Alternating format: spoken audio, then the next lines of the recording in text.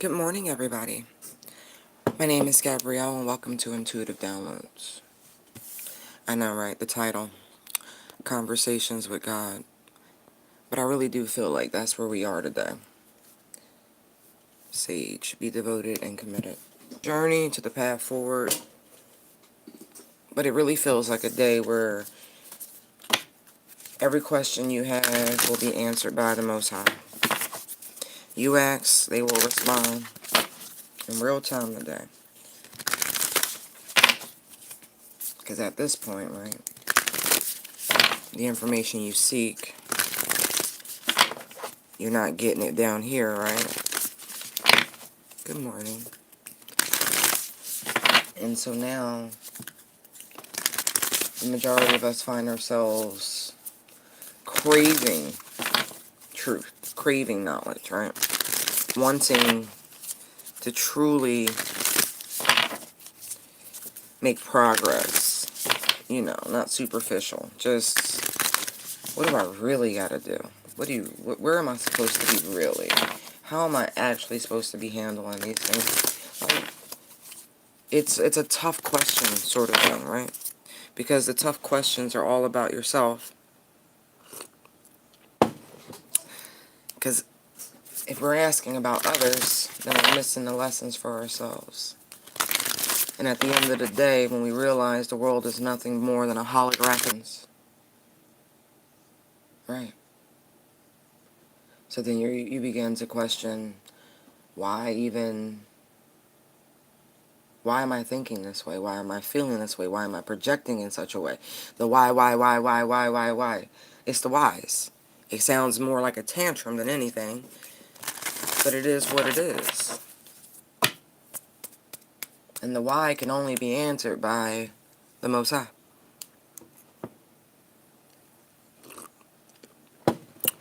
But in opening yourself up to the answers. See?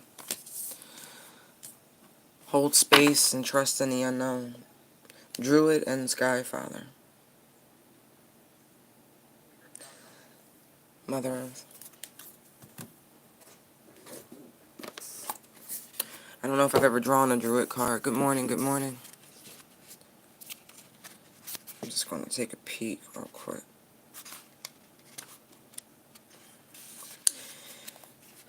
The message is, hold things together. Don't make any sudden moves or changes. Stand strong, knowing where you were while you're supposed to be. Excuse me, knowing where... Blah, let me take another sip of coffee. The energy's heavy this morning.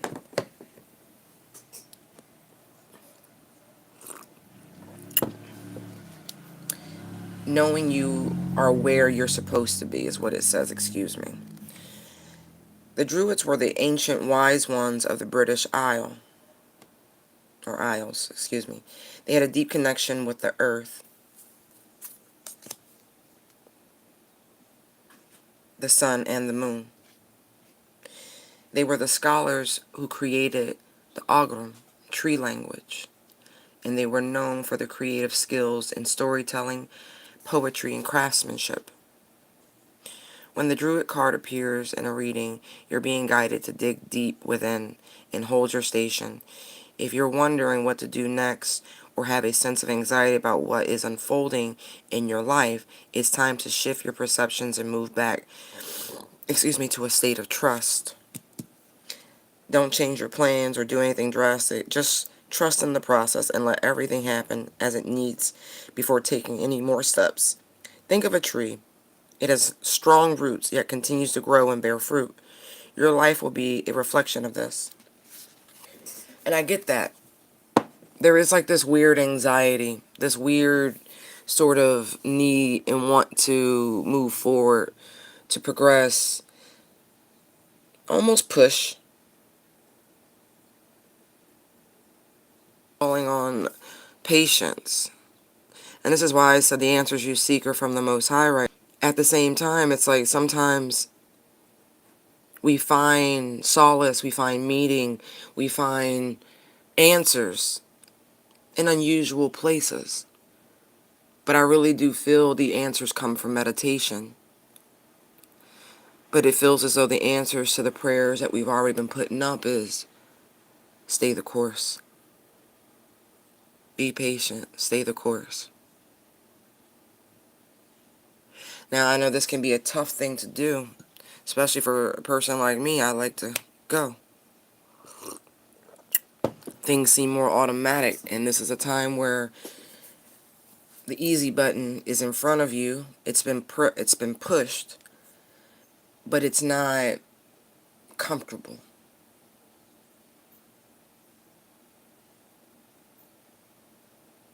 Simply feels like something's off, but it's not.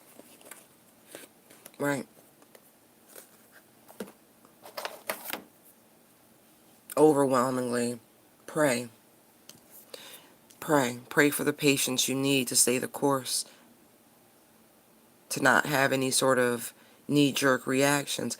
I find myself fighting this. This message is so pertinent to me.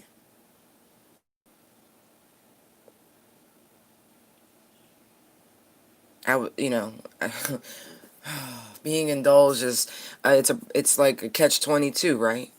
Because you're used to certain things, and then sometimes you're given, what? Okay, you know what? Hold on. I can't. This thing. Every fucking time, really.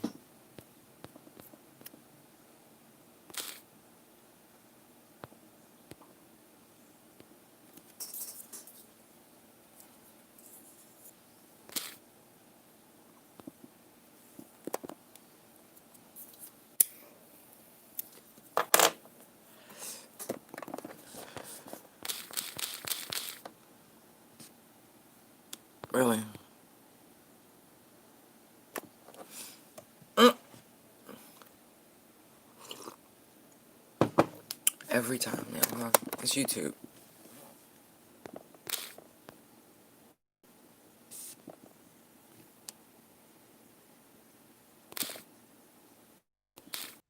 I mean, good morning.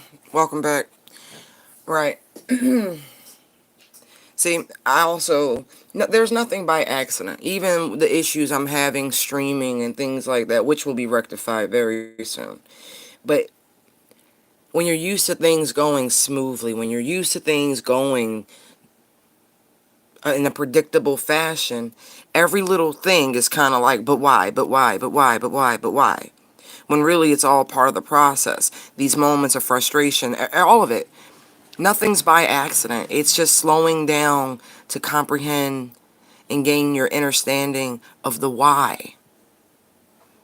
Today is a day of prayer, really, of prayer.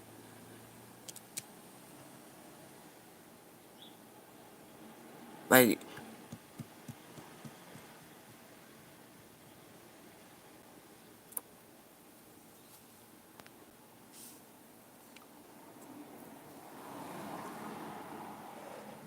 because the answers you seek are really within. There's wisdom to be gained in this moment, in this space that you're being held in, by the way. This is giving me very much the hangman energy here, with the druid hold the space, right? Don't press forward right this moment. The delay is for a reason. Everything is protected. See the crystal, the staff? Your actions, everything's just as it should be. But prayer today will help you find the patience within to maintain your composure. You about to be plucked. That's that eagle. Like, tasty morsels, really what I'm getting. Because when I see the eagle, I think of salmon. And when I think of salmon, I'm like, oh, that's delicious. And so, I know, right? Tasty morsel. Everything is as it's supposed to be. Everything's coming together. You see, even as Mother Earth, the way she holds her belly, it's like the whole process. For those of you who bear children, you know, the belly sits high, and then closer you get to your due date, all of a sudden it drops low. as the hips, to put the pressure on the hips, to start the dilation, to spread them, to actually take the hips from this position, to flatten them, to open the canal. That takes time. It takes time. And as much as we would like for the process to be quick, for those of you who have travailed for days, you know how long and painful the process can truly be when you're birthing something so extraordinary, a miracle. And each individual life is a miracle unto itself. But this is a very spiritual sort of birth. Be patient. Especially when you've been, again, I keep getting this fast track, I get it though, I do.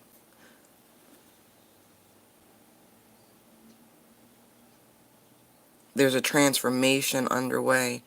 You can't see it. There's cycles closing. One stage wrapping, another stage beginning, right? Because gestating is one stage, right? Birthing is another stage as you usher it forth. The caring, the rearing, the raising, the nurturing, those are different stages. Everything is as it should be.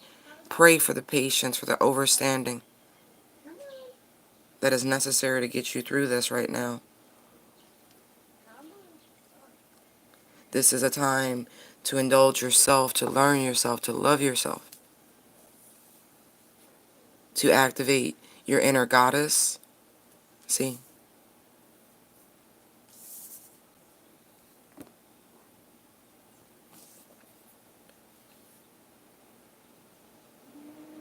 Right. Let's see.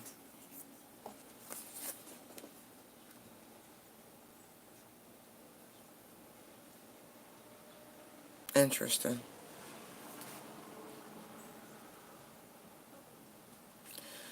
Whew. Mm.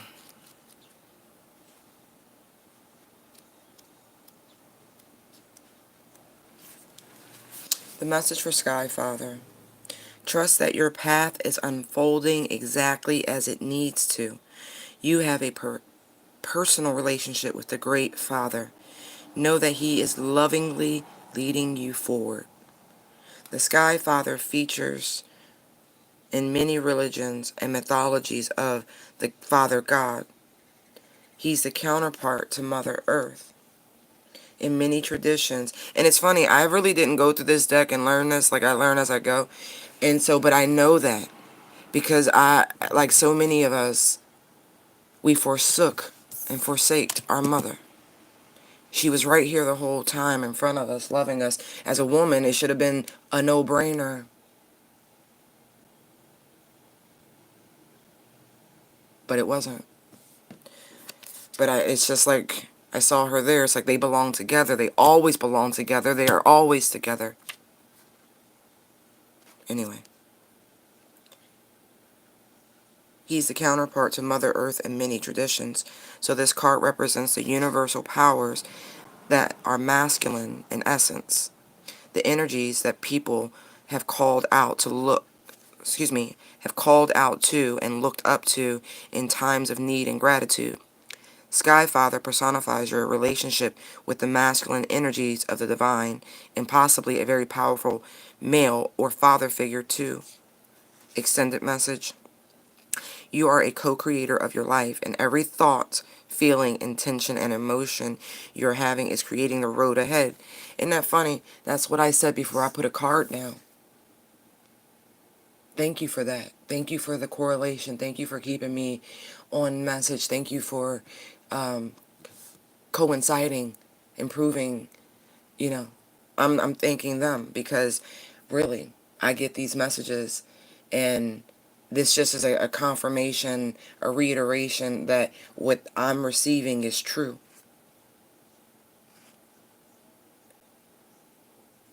The holographic universe in front of you, are you creating it correctly.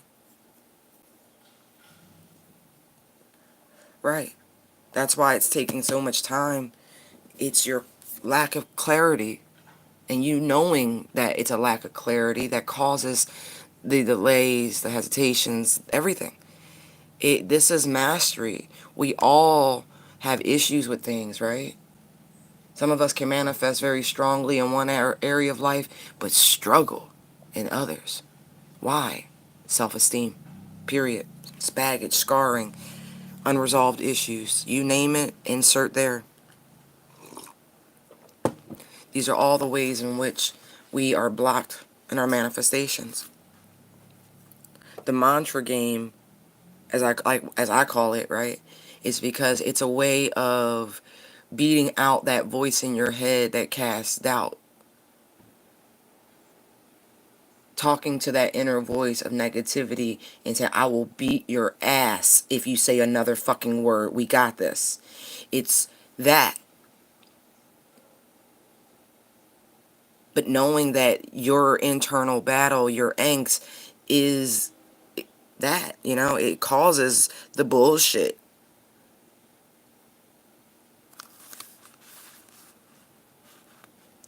It says, with that being said, you don't need to know every single detail of what is going to unfold before you. When this card appears, you are being guided to step back and get out of your own way, because there is a greater power that is not only around you, but within you. And Sky Father is creating the best experience imaginable for you. Accepting this will allow miraculous energy to come into your life. So see things from a higher perspective. That really has been just beating into our heads lately, right? Higher perspective, change your perspective. Whew. Like the eagle on the card. This card can also appear when there are opportunities to improve the father connection in your life. If your father figure is in heaven, know that his spirit is drawing close. If he is on earth, there's an opportunity to heal something, whether past or present. Aw. Hi, Dad.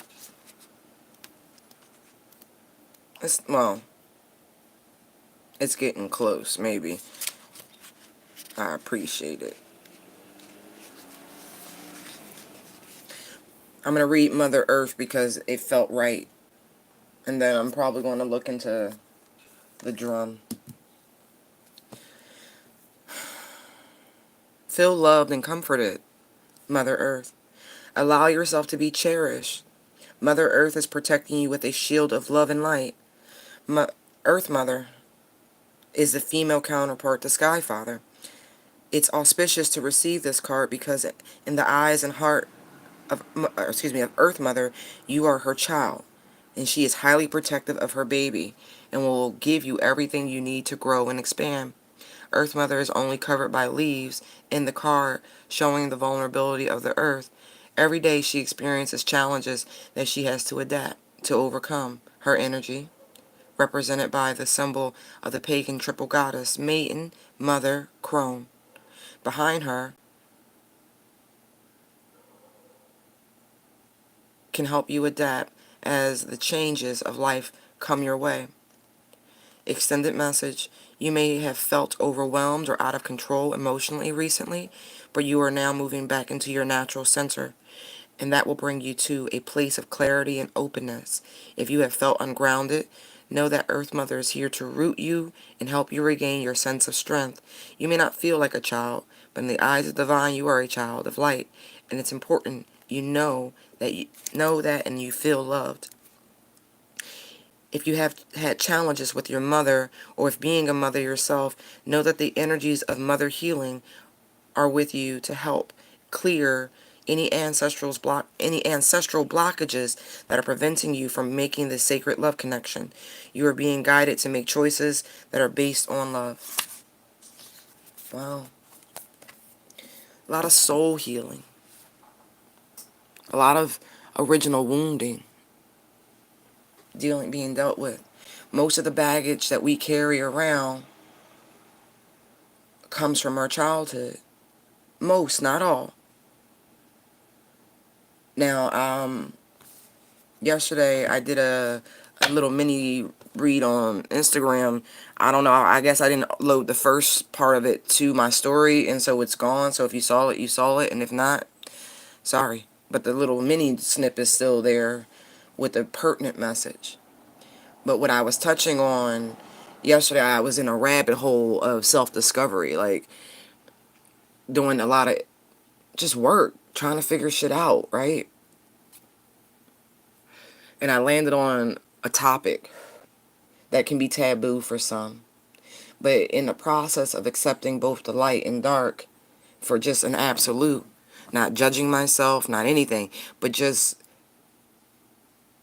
there are areas that I honor but are nobody's business. But I wanted to know why I honored those areas, and I wanted to get there without judgment, guilt, fear, or anything. And I wanted to have an accurate assessment. And so for me, looking into the realms of BDSM, right? People who engage in such things by societal standpoints, right, are kind of, I don't know, looked at as an extreme. But when you do the research and the psychology of it, it has many more benefits than it does detriments. And it was just like, oh, okay, wonderful. And I couldn't place the blame of it on anything, right? It wasn't about blame. It was just a recognition. Like, I was like, okay, no, my parents, they argued and shit, right? But it wasn't like that. They wasn't violent with each other. Like, it wasn't like I saw it wasn't like that. And so I was like, okay, well, that's good. Thank you. And close that chapter. And then, that part of myself went, bitch, that's just you. And I was like, okay, cool. Moving on. Absolutely. I mean, it's just understanding your shadow, understanding your light. The sun is beautiful, but if you stand in it too long, it will burn the fuck out of you, right? So anything in too much of an exaggeration is no good. This is why we have balance. We have night, we have day, because we all need reprieves from the extremes. Aridness, moisture. It's just the natural balance. Now I understand why the drum called me. These seasonal things, the ebb and flow of life, all of these things that keep your compass in the right direction, keeps your natural rhythms.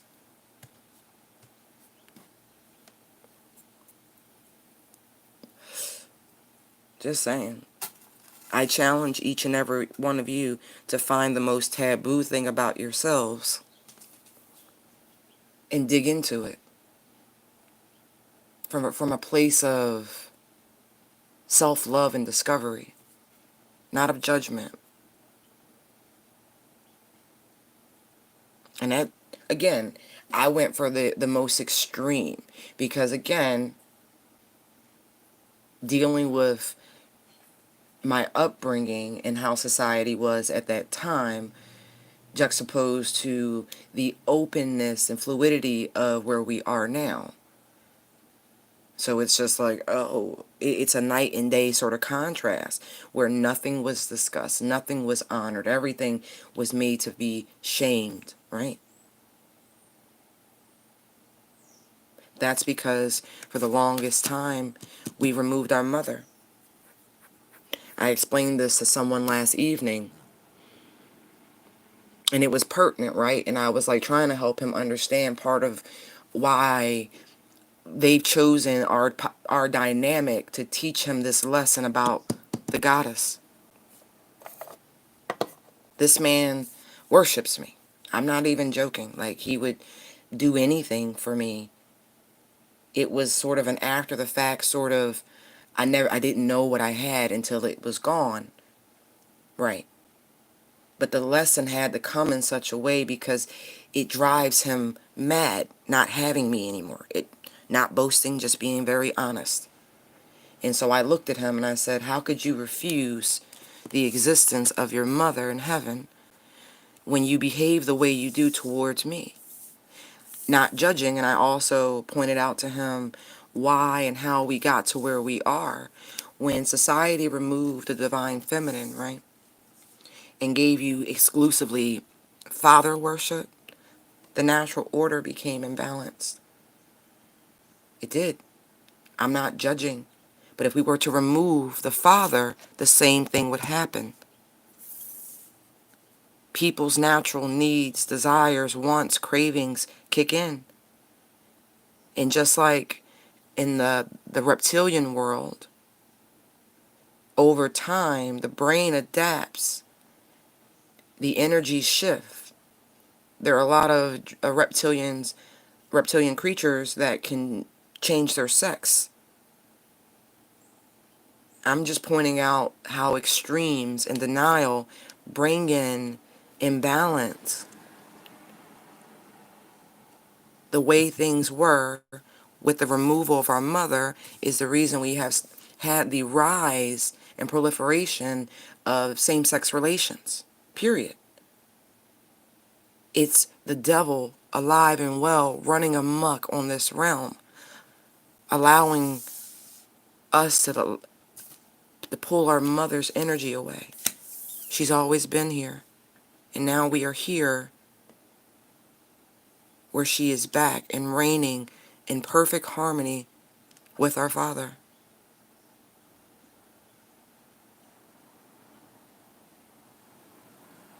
The same way your energies are working in harmony, your yin and yang, these energies work in harmony.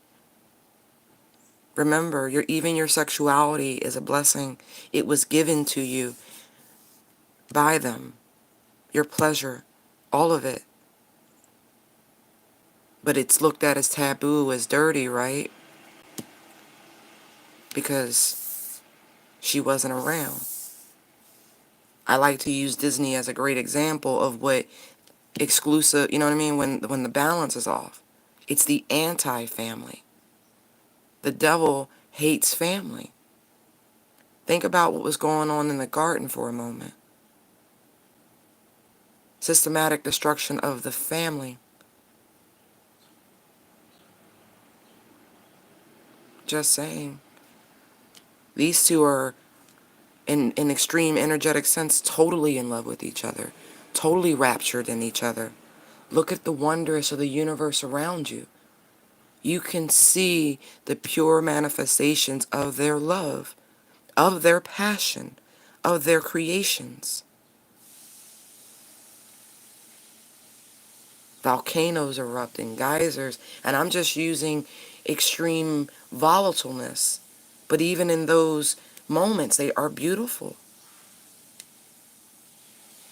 Look at a tornado when those extreme forces come together and creates this synergistic funnel. It is everywhere, at all times, the passion of creation.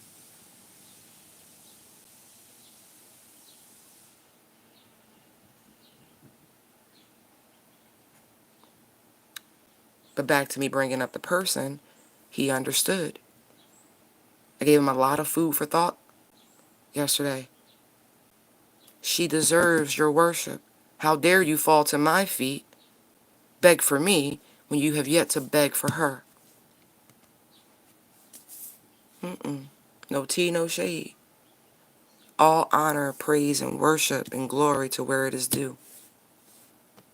Today is a day to have conversations with God.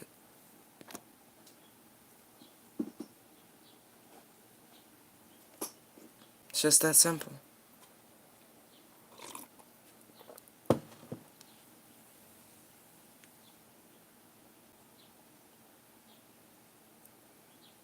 Hold space for answers. Remove the ego.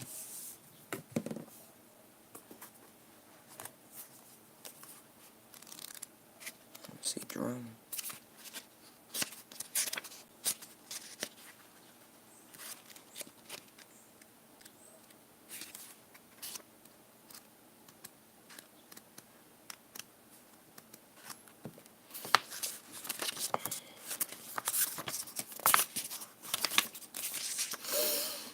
It says, journey inwards to uncover insights and information that will be important for your path. Then follow the guidance. See what I mean? In shamanic traditions, in all four corners of the world, the drum is recognized as the main tool used by medicine men and women to direct their will and aid meditation. A drum beat can become hypnotic and send those listening into an altered state that can allow them to journey to the spiritual realms and meet their guides. When the drum card appears in a reading, there are opportunities for you to dream or to bring your inner vision into reality. You are very connected to the other worlds at this time. The wisdom and intelligence of the earth and her magic surround you.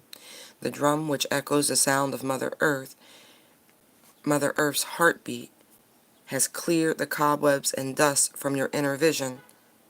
What have you seen in your dreams? An inner vision is not imagination but guidance, particularly if it has been coming to you repeatedly and has the potential to become reality. Dreams come true. Know it and live it.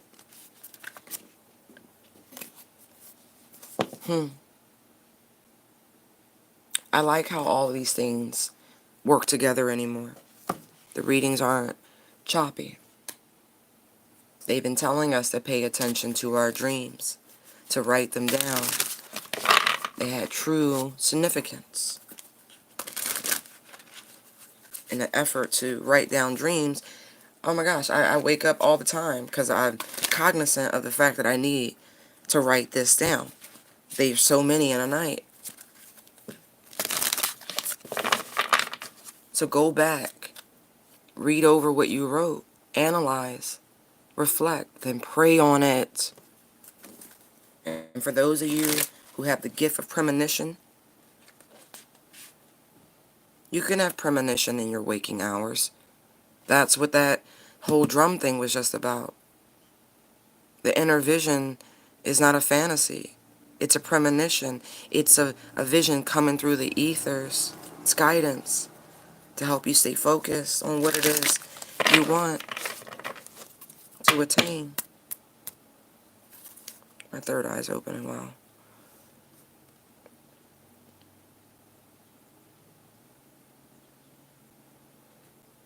I don't know if y'all have experienced that. When it opens, your other eyes really want to shut.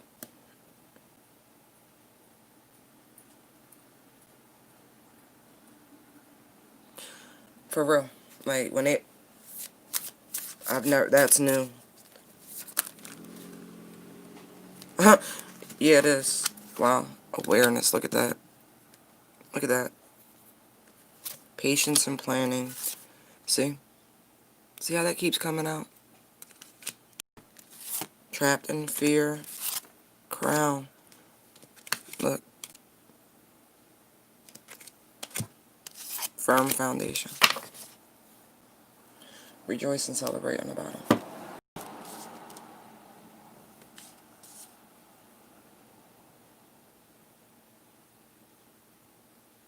Look at that.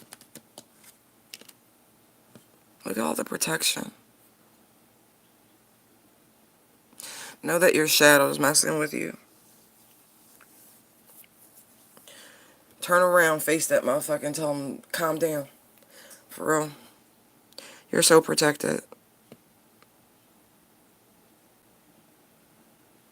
But there's a cycle. There are situations that keep popping up. There's a reason. The awareness is coming, the why. When it's coming into clarity.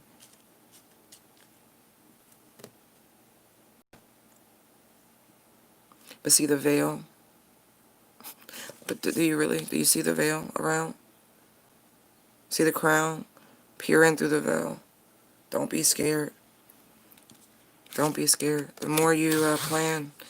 excuse me. Not plan. That's different. Oh wow, this is wholly new. Oh. You're peering through the veil at all times now. The crown chakra is open. The communication with source is absolute at all times now. The habit. You know why nuns wear the habit, right? To block out the world. The same reason why in the extreme Jewish traditions they got the curly cues and they put the veil when they pray, and because the focus is always towards the divine. Block out the world, focus on the divine. Block out the world, focus on the divine. This is where we are. This is where you need to be. See that? Do you see what's coming through?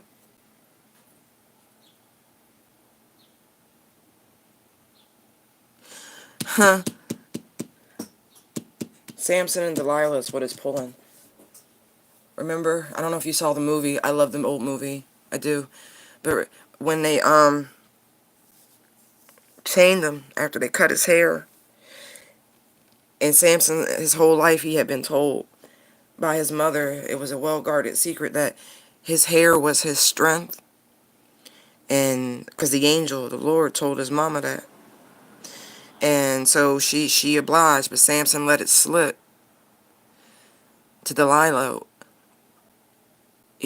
where his strength came from, because the king wanted to know, Pharaoh wanted to know. Not Pharaoh, excuse me, the king wanted to know. And, got him. She seduced him, and while he slept, she cut his hair. She belittled him, ridiculed him, and then, the king's men came and got him and chained him up, and he still was able to destroy the temple. His strength came from within. His hair was just a representation of his virility, his vitality. It was like a symbol. A symbol, a constant reminder. No different than the spells people work, the sigils they create, the vision boards, all of that. It's just a symbol to keep you where you need to be, a constant reminder. No different than worry beads, prayer beads, idle hands, the devil's playground, all of those things.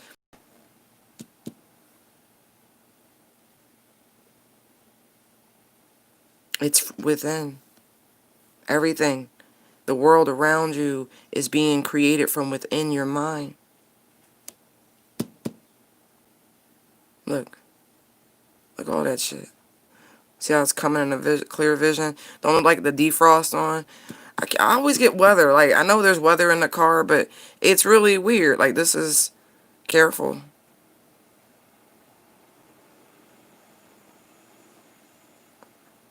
You know how they have the defrosters in the car, those lines in the back windows when you hit the button?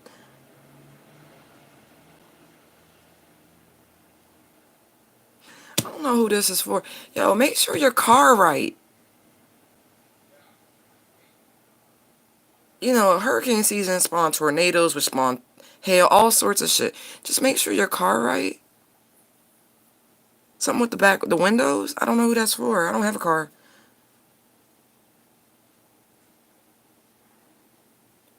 It could even be an axle issue.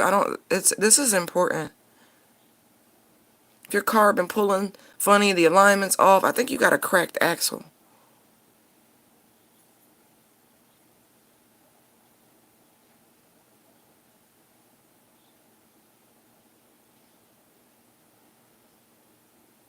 Like the drive shaft train, something like that. Something with the chassis. It's anyway. But yeah, this awareness is profound, y'all. This is why the delays, the patience and planning.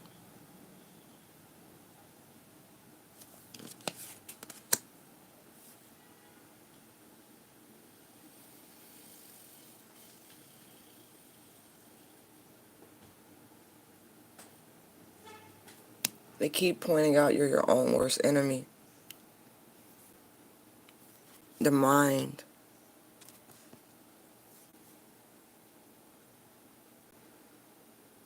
It's funny because as above, so below.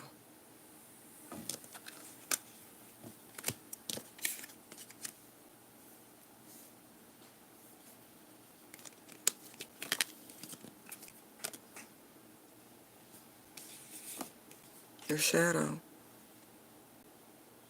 This whole thing, everything, all the delays, it's all because it's internal, the struggle. Back and forth, back and forth, back and forth, back and forth, back and forth. It's gonna happen. No, it's not. They love me. No, they don't. They're gonna cheat. No, they're not. Da da da da da da da da da da da. It's just, I'm gonna get the job. The business is gonna be good. No, it's not. Oh, what are you doing wrong? The internal monologue is so destructive.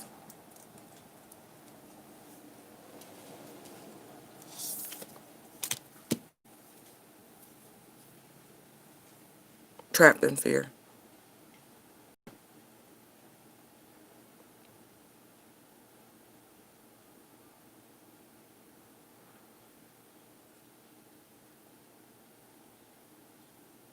Conversations with God, see? You're trying to wise your dome. Stop being afraid. You're not crazy. That's a real voice you hear. Yup, it's fine. I told somebody that yesterday. I said, I don't need any more voices in my head. I know how that sounds, but I don't give a fuck. It's true. When you clear audience, right, you hear shit. For the vast majority of the time, it's music I hear. But I do, and I have.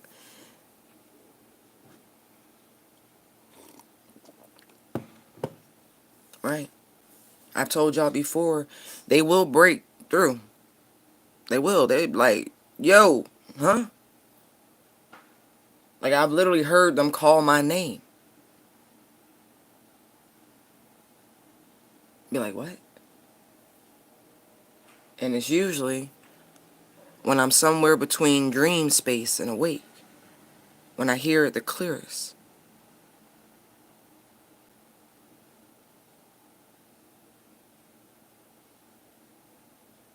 And I remember when I first got the balls to ask, when I had some cards in my hand, who was the voice that I heard? The Empress jumped out.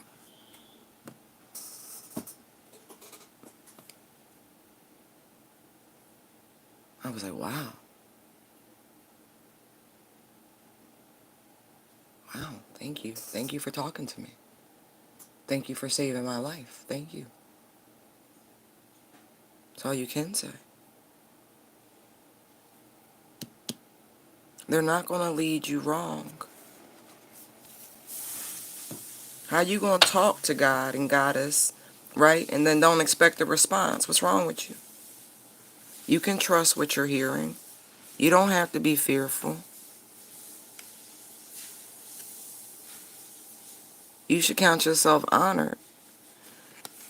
I got to look it up, or somebody look it up for me right quick. 1818, angel number. What does that mean? 181877. Wow. 77. That's beautiful.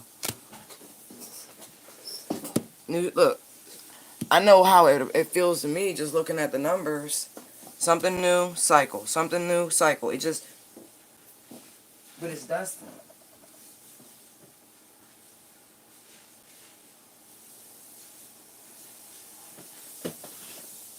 Even that pattern with the 7-7 there.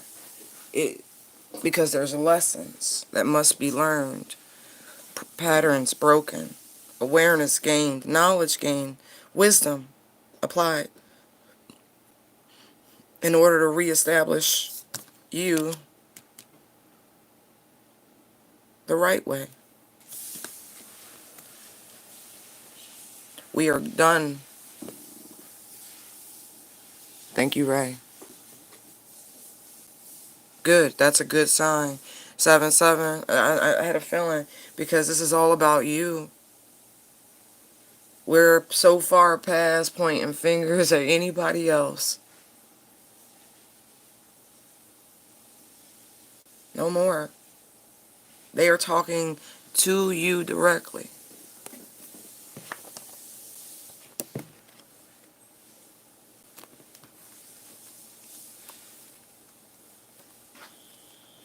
Give me a second. I'm looking up something. 77, right?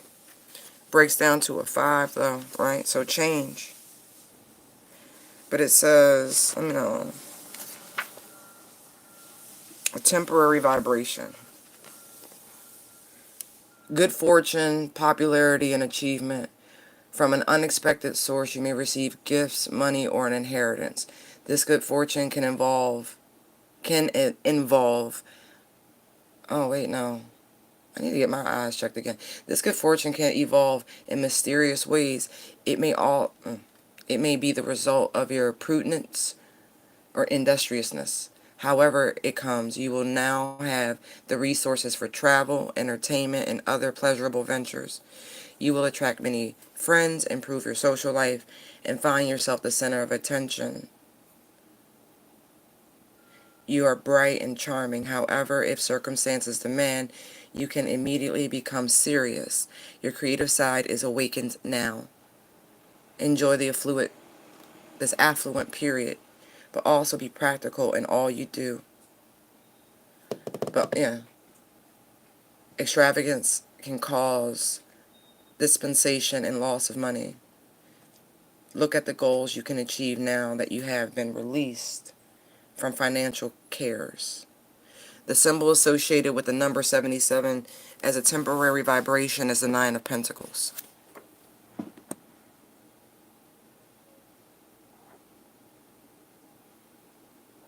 Right. Thank you, Phoenix. Thank you, Ray.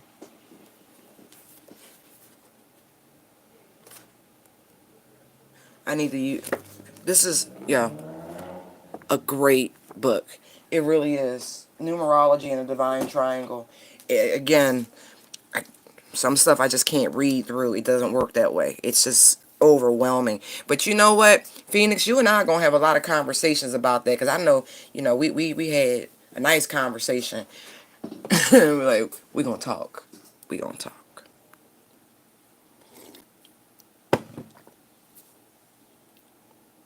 But all of this is for your benefit. Everything you've ever asked for, look, it's coming right in. Nice and even, too. Increments.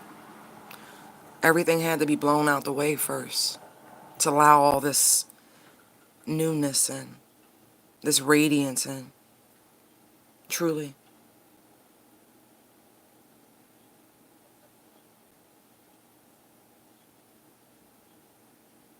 Trust. You are talking directly to the Most High. I feel like somebody is really questioning their sanity right now, and you should not be. That is the voice of God you're hearing in your head, and screw anybody who tries to tell you different. Like, straight up. The crown and the awareness. Mommy and daddy are talking to you. Okay? They are. That's how I refer to them. Yeah, my earthly father dead in heaven too, but you know what? It's cool. I'm not really talking about him. I'm talking about creator, creatrix.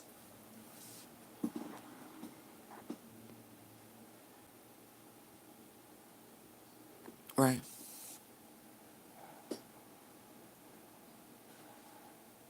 Conversations with God. That's wild. Because the title came before I put the cards down. I was like, okay. But I thought that was more because of where I found myself. Reflective, pondering, talking to, please. I tell people, keep your earbuds in. I was the best advice somebody gave. It was another reader a while ago. And we are going through these rapid ascension processes, and everything is just spinning around you. The best thing you can do is talk directly to them.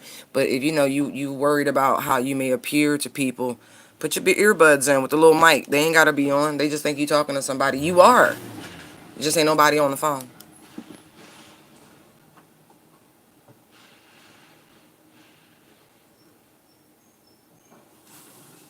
Good. Good. Isn't that the best sort of feeling? Excited and nervous. It's like anticipation. It's true anticipation. It's better than Christmas. Because most of us, when we were kids, Christmas, right, we went and hunted and looked for the presents and gifts, and we peeked a little bit, and we kept peeking, and we was like, oh shit, I know what it is, I know what it is. And it's like, and so your parents got real smart. Look, they was like, oh, okay. They know your antics, right? They know what you gonna do, right? And so you keep searching. You keep searching and looking. It's like, I know it's here somewhere. I got a feeling. See the crystal, the wand? I got a feeling. I know it's here somewhere. And they like looking at you like, nope, I got it safe somewhere. It's up high. It's safe though, but it's up high. You'll get it when you ready, when I think you ready for it. We gonna give it to you. It's like when you know they gonna give you a car, but you don't see a new car in the driveway, or like you keep like, man, it's like that sort of feeling, like being an errant child. And again, we're always children in the eyes of the Most High. You know what I mean? I'm good with that. I really am good with that. I love the fact that I could always go to God and Goddess, and my inner child can come out. And she's not always a happy camper, but I love the fact that I can be a brat to God if I want to be. I can stomp my feet. I can pout my lip out. Yup. I can get mad and have a tantrum. And I'm happy that they accept that. I'm happy that they love me in spite of me acting like a smacked ass. And I'm even happier that they give me aid and they love me and hold me in those moments. I don't know about you, but adulting's cool, but it's nice to be able to have a tantrum.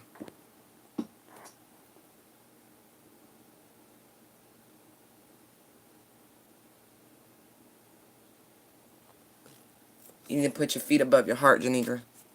Lay on your back, support your neck, put your feet up above your heart, and let the natural gravity push them back. A minimum of 20 minutes, 45 would be better. I know you tried everything, but that really is the best thing because, listen, Pisces, I love you. Put yourself in the hangman pose. There's a reason why that's your card.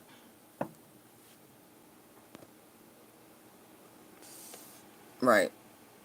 That's funny, but it's a reason why that's your card.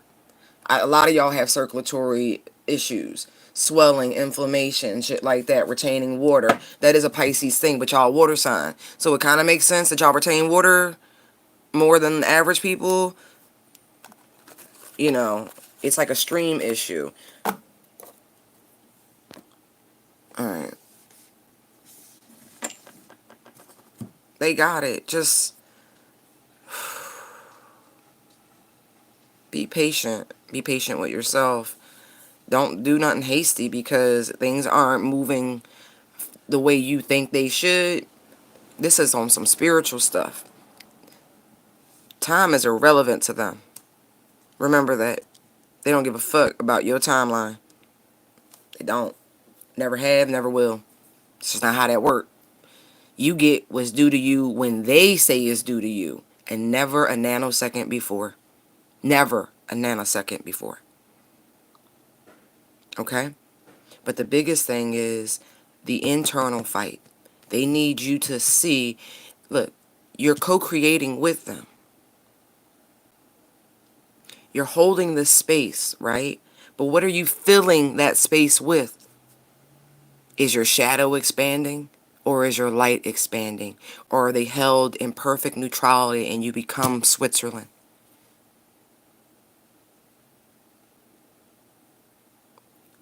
There's profitability in every sense, shape, and form in this space. Knowing, receptive. Knowing and receptive.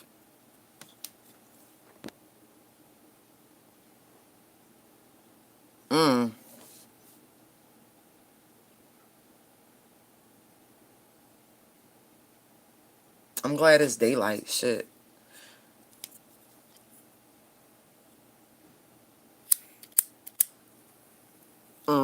That's got to be the worst when you got kids and power out. That is. All of a sudden everybody want to go in the fucking refrigerator all the time. Like, what do you... Why am I spazzing on that? I'm sorry. I guess that hit a moment with me. I'm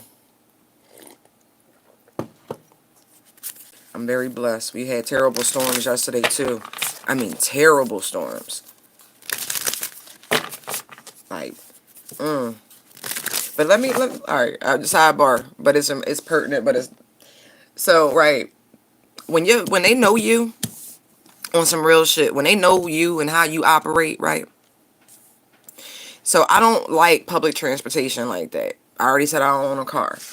But it has to be an extreme distance, and I mean outside of 10 miles for me to really want to get on a bus, or I'm tired, or a train or something. Like, it really is just like, how far is it? Can I navigate a safe route? All right, let me see.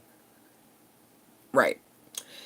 And so I went and got my hair done, cut, whatever, colored a little bit, light shit. And then I had an appointment. And then I was like, okay, I got a little time. I'm gonna go get some lunch. I was just feeling really, really good. You know that feeling when you get your hair done and shit? You just like, yeah, change my energy a little bit. Got that dead shit off me. Right. I get to Shake Shack. Yeah, I went to Shake Shack. Yup. Got my little burger and fries. Had impeccable service. With the whole mask thing, you know what I mean?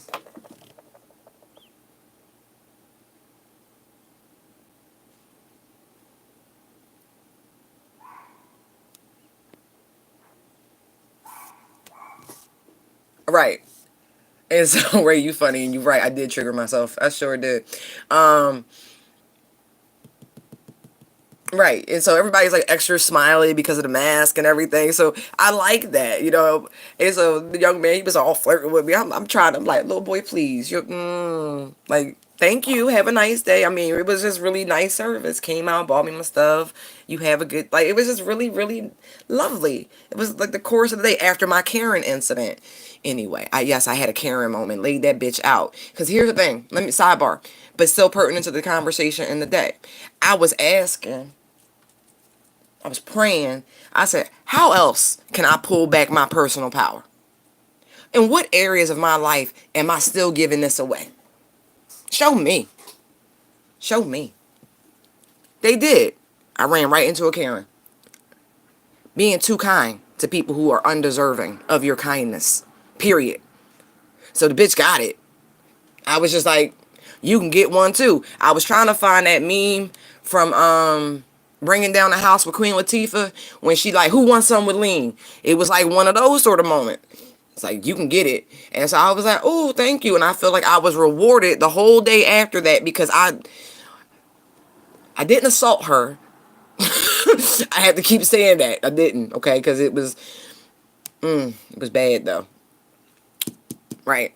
But I verbally went at her. She verbally came at me. But anyway, you ask, you will get the answers. Conversations with God. Don't be hesitant when you have real life situations, when you pondering big questions like that, when shit arise. Recognize it in real time for what it is. Right. So anyway, back to the whole, I got my food, and then the humidity was ridiculous yesterday, right? So I walk out my front door. I'm like, oh my God, it's got to rain soon. Like, for real, it has to. And I'm really good with weather. I feel wet. Anyway, so sure enough, the minute I walked into the salon to get my hair done, the skies open up. Then I finish. It stops for a little bit. I get my food. My client calls me. She's like, oh, the weather is ridiculous. Can we reschedule? No problem. Then the skies open up again. I mean, sideways rain. Y'all know that shit. So I take cover under a building. I find a little spot where I can bust a grub right quick. Hold on.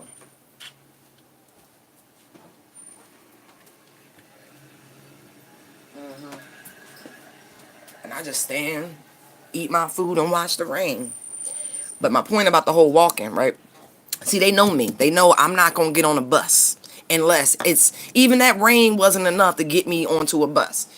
So I'm like, it's fine. I'm going to wait this out a little bit.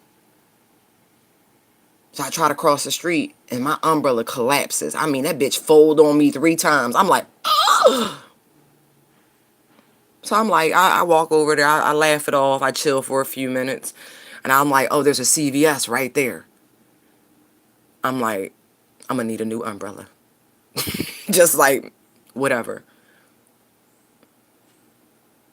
Rain cools a little bit, you know what I mean? Like, it's not sideways at this particular moment. So I open up my broken umbrella and run across the street. And I walk in, and of course CVS ain't got nothing but $20 umbrellas. Like, I've never seen anything like it. I said, what kind of inflation is this? $20 for an umbrella. And I said, does this come with a guarantee? Like, if something happened, I bring it back, y'all give me my money or a new umbrella? And she was like, oh yeah, everything here is returnable. And she says, oh, as a matter of fact, if you do this, you can get $10 off. And something happened with the umbrella, you can still bring it back and we give you your $10 back. I was like, oh my God, thank you so much. Like, see, good day all the way around. But here's my point. They knew my ass was going to walk. So you know what happened? The rain stopped. It just stopped. You got to know who you're dealing with.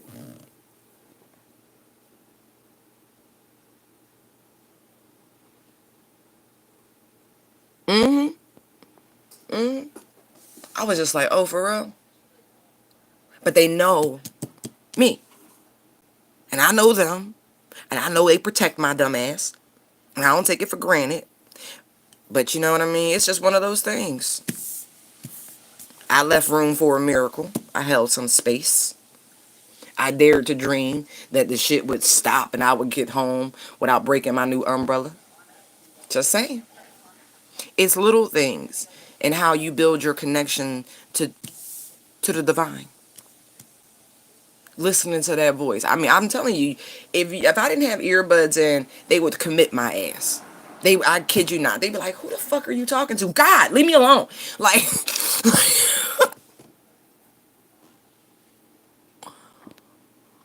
right. Like, they know me. They know what I'm going to do. They know how I'm going to react. And so if I get stuck in a loop, it's my fault. Right? And if something don't work out, it's my fault because I didn't trust in our co-creation.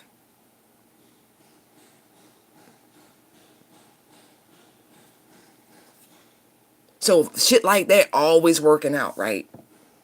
Little things, big things, little things. And even when it comes to matters of the heart, you got to still be in that same sort of energy. Because it's going to work out. It really is. Whatever's for you will be yours. You don't have to throw no shade at it. None. Stop being your own shade tree.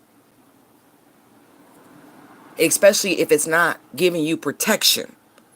It's one thing to talk to yourself and, be like, this could go left, running through the scenarios, especially if you're involved with other people. It's like, oh, man, I know Rob like to do X, Y, Z. Oh, man, he be on that fuck shit. You know what I mean? That's different. That's not negative self-talk. That's a reality check about who's in your circle and what these people really about. But you don't have to be your own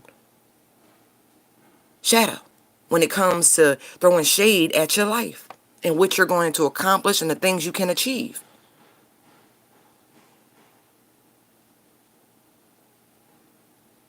Know that you are favored. Know that you are protected. Know that things are going the right direction.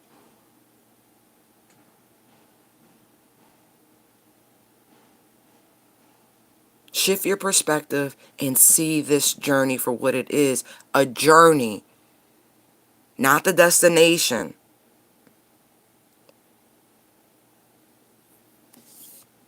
So even if you hit a road and it loops your ass back around, that's okay. It's a part of the journey.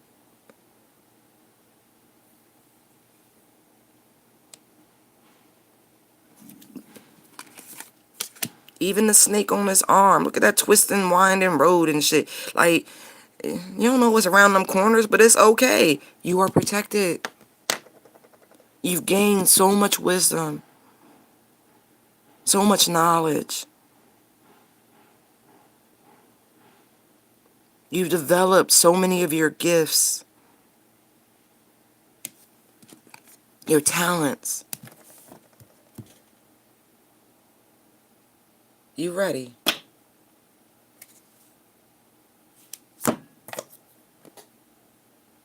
But the only way of knowing you're ready is to have these conversations with the divine.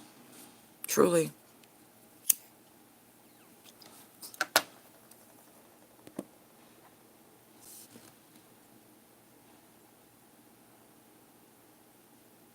You're giving a lot of time right now to love and nurture yourself. Take it.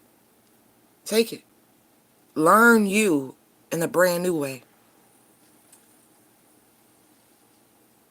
For my workaholics, give yourself a moment. Pause. Go do some yoga. 15 minutes. Get outside. Breathe in some fresh air. Take in the sun. Take a stroll. Go stargaze. Do something.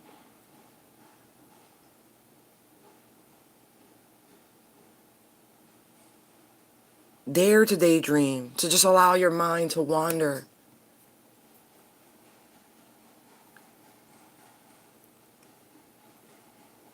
Release the fear. Release the fear of the unknown.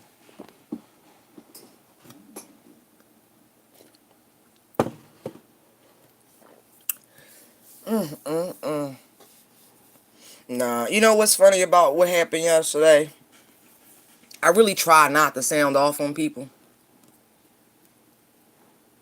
It takes a lot for me. One, I usually don't like genuinely care like that. Like I care, but it ain't enough to make me want to demean somebody because I don't. If you come, I don't want to be treated like that. You know what I mean? And so the golden rule always applies. You know what I mean? And at the same time, I've been that person where I may say something, but yesterday the storms were so bad, it knocked down trees and lightning strikes were everywhere. I was walking and I saw this guy, he had a food truck. And this fucking tree, I couldn't tell if the tree was on the truck or not. And I couldn't get over there fast enough. Dude, are you alright? Like his energy was so, like, freaked out. I had to go over there and just be like, hey, I see you. Are you okay? Just, he's like, yeah, it was scary. And just allow him that little moment to vent as he was waiting for help to come to remove the tree and shit. Just that moment. Hey, person I share planet with, you're not oblivious over here. You know what I mean? And I mean, I was equivalent of a quarter mile away. Right. But you could see it. It's like, what the fuck? Like, there was a tree there this morning, and the tree's now sideways. Is it on the truck? What the hell just happened? I know the storm, but I'm not built that way. So if I see something wrong, someone in distress, I'm going to give aid in some way, especially if my spirit strikes me.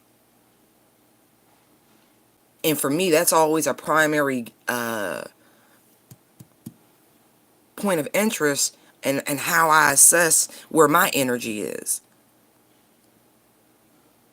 How open is my heart space? How willing am I to give just aid, to be of service? Virgo, service sign. That's what we do. So navigational beacon is off-centered. If I'm like, man, fuck it, they got it. I don't care. That's wrong. That's really not who I am. It's time to go back in and be like, hey, what's up? But I felt the shift in myself like 2 weeks ago. So walking to the dollar store. Actually, I might have been going to get a beer. Who knows?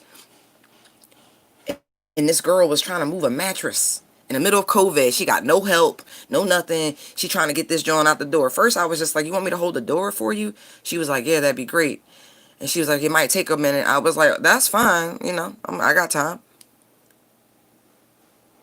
And then I looked around. I said, you don't have no help? She was like, no. I said, where are you going with this? She said, just taking it over to the trash. Come on, let's do this real quick. Her face was like, oh my God, thank you so much. Right. One queen to another. Let me help you fix your crown. We're not going to let you be just out here struggling on your own. No. it, I don't know how you assess your own navigational beacons, but when you know you're a kind person, like at your core, and you haven't been being kind, check it. What pattern did you put yourself back into? What energy did you allow into your life to disrupt your true spirit, your true nature, your essence? Right? Part of the reason things, you know what I mean? Is it your own self-doubt? Did you open yourself up for someone to cast doubt on you?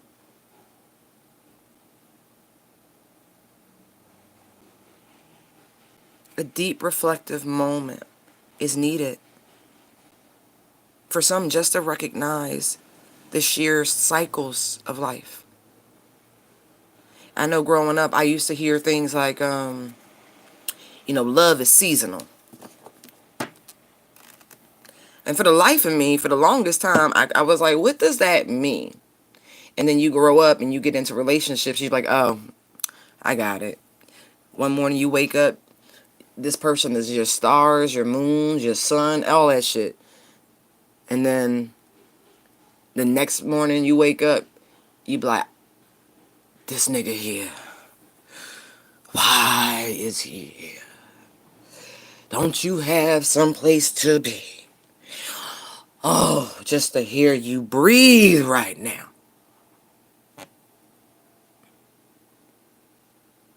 Right. And then the next moment, just like you said, right, you trying, you be like, oh, I could. And then the next, you like, oh, I love him. Isn't he the best? And little things. Little things. Right? But that's the seasonality of love. Because you're growing together, you're expanding together, and sometimes your tree ring grow faster than theirs. You know what I mean? There's this strange oscillation that happens as you put down your individual roots. Two trees that come together, hey, now you can have fruit, right? You know how many times I've seen mulberries growing and there'd be a whole just row of female mulberries? No, because it's a male and female tree. It's not intersexed. It just don't produce fruit. It needs the right environment. It needs its companion. And that's at the end of the day, when it comes to seasonal love, right? That's what that is. A recognition of, I need my companion in order to bear fruit. Not codependence, acceptance. You individually do your things, right? Your tree provides shade and lumber and firewood or whatever the fuck you grasp from a tree. Paper mulberries you make paper from, and you know what I mean? Different things. But when y'all come together, something spectacular comes about. Something that benefits the masses. All that fruit your trees drop. Right. Right. Not intertwined, but necessary for production. Just saying.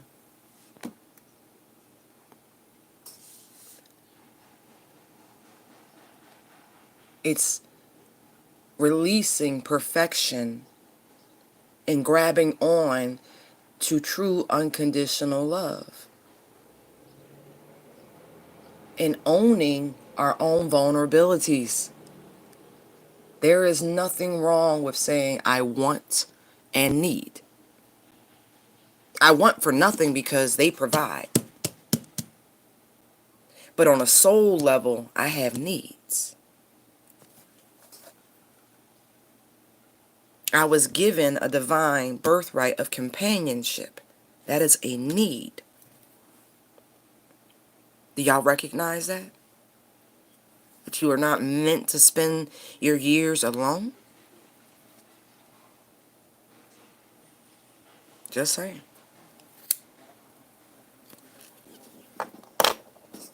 It's time. Time to talk to him. I mean, really talk to him. Both of them. You can't ignore one for the other. You must speak to the gods, to Elohim. You must.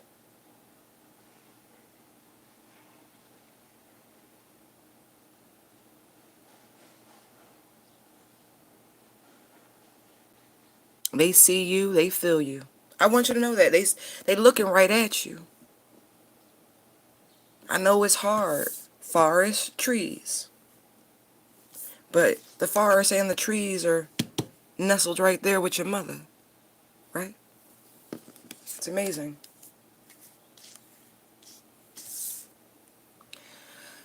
Oh, wonderful.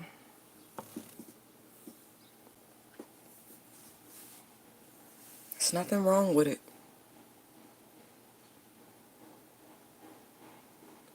You will have someone to grow old with. Hold space. Your divine connection is still there. It's protected. I know it's hard to see. There's so much. Look at this. It's all darkness. It's all darkness. But remember, in terms of creation and the true calendar, right? It's the evening and then the morning, right?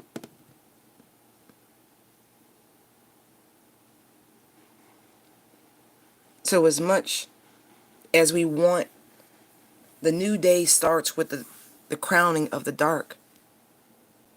I know it sounds wild, but it's true.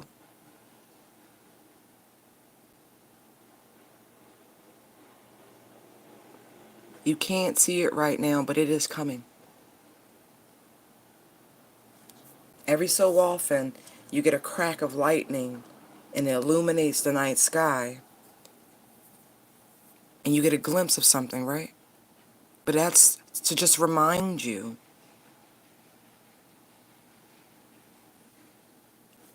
Hold space. What you are seeking is seeking you. But what are you seeking? Bullshit, drama? Is that what you keep saying you don't want, you don't want? That's what you're using the power of your vibration for?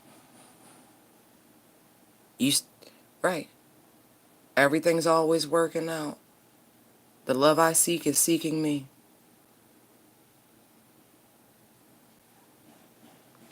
It's a deep knowing. It's a feeling. Look at that. Look how she's holding that belly. It's a feeling.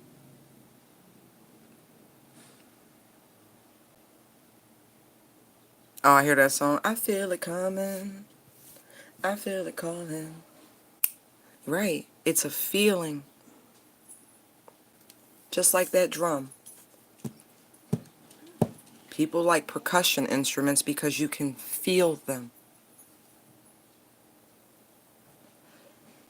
I saw this crazy movie years ago, Gas Food Lodging. And this young man in the movie, his mom was deaf. And so when they would dance, he would turn the speakers up real loud. And she would take her shoes off and she could feel through the floor the vibration, the pulse, the rhythm, the drumming. Feel it. And so even though you would think she couldn't dance, right? Because the organ of hearing had been diminished, she never missed out on anything.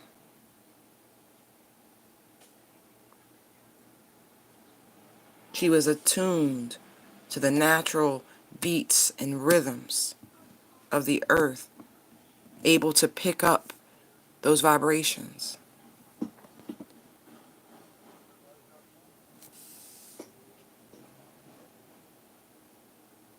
That's what this is. Are you picking up the vibrations?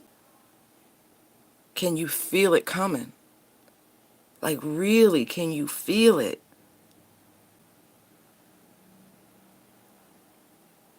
I don't know about y'all. I hope you seeing butterflies.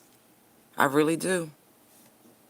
as a sign of the change to come, the positive momentum forward, of the new growth, of your abundance and expansion. Feathers, significant omen.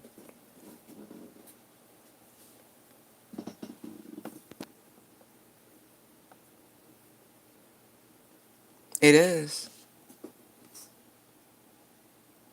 I know one of the groups I'm in, they I posted something about the ascension symptoms because it's really, really, really intense. Really, really intense. Like, the dizziness alone is off the chart. Like, it's to the point to where you would be like, do I have hypertension or something? Like, can someone check my blood pressure? But it's not. It's not anything like that. Everything's fine. Everything is completely fine. But it's the crown chakra opening, and I mean opening to a point to where it feels it'll never close again. And so my head keeps spinning and spinning and spinning with the downloads. It just keeps spinning.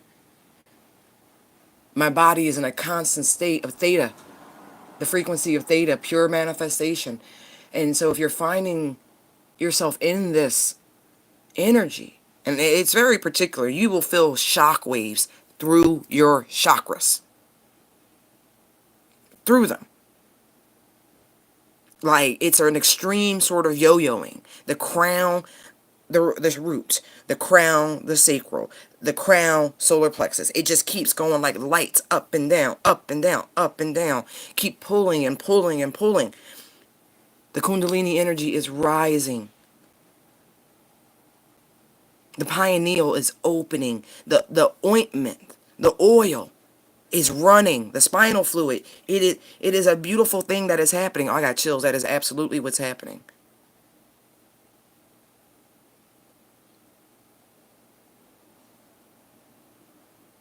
Read the 23rd Psalm. Read it with your third eye. Understand what's happening.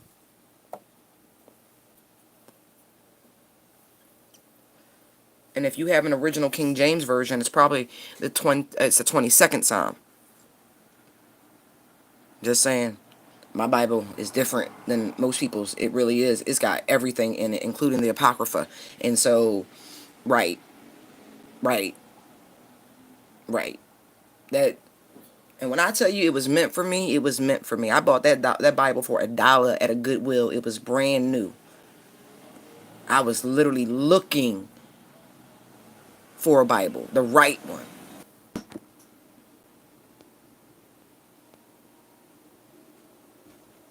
Good. TGD, good.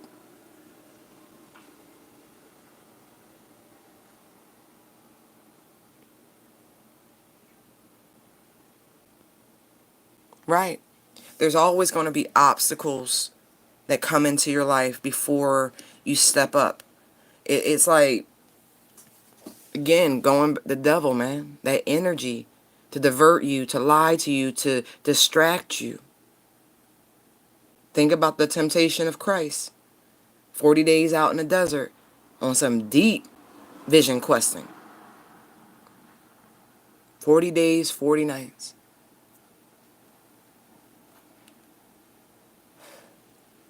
But could you imagine what he saw out there in such a deep trance-like state?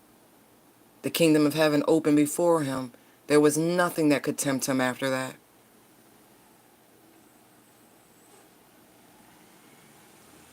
Nothing.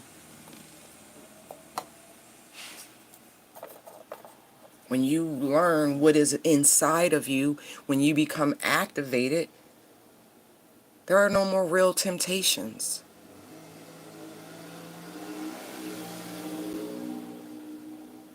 And I really, where's my book?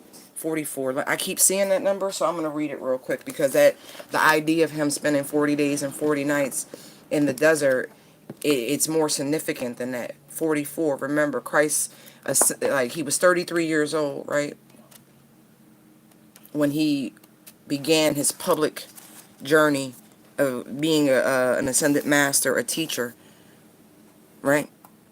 Right. So let me see. So 44 as a temporary vibrational number, it indicates karma, reevaluation, and opportunity. In this master number period, you're being offered an opportunity to reevaluate your present circumstances. You have the time to contemplate the time to contemplate the value of the rewards you are now receiving. If past efforts have been productive, you will see an increase in status and finances. Others will bestow kindnesses upon you. Friends and family gather. Friends and family gather and increase. Okay. However, past efforts may only bring in unwanted and restricting burdens. You may want to give up, sit back, and do nothing. If you feel discontented and closed in, you need to establish new priorities and set worthwhile goals. The experiences of this period may graphically depict the missing link in your makeup.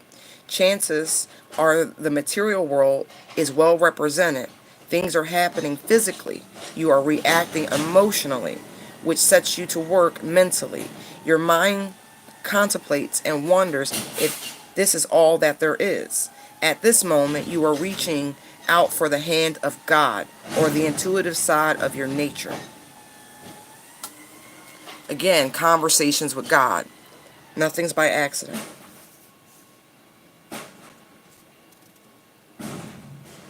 You are looking for the answer that puts your world into perspective.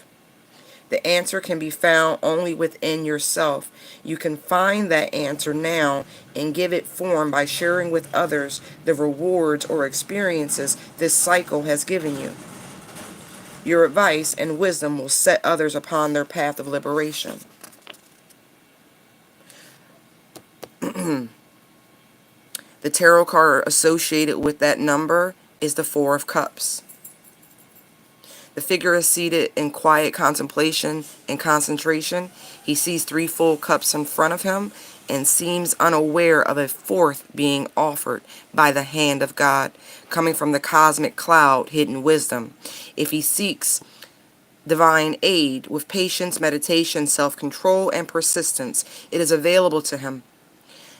His calm physical appearance shows that mental activity is what brings results. He must choose a worthwhile goal or the proffered cup could be lost. Proffered.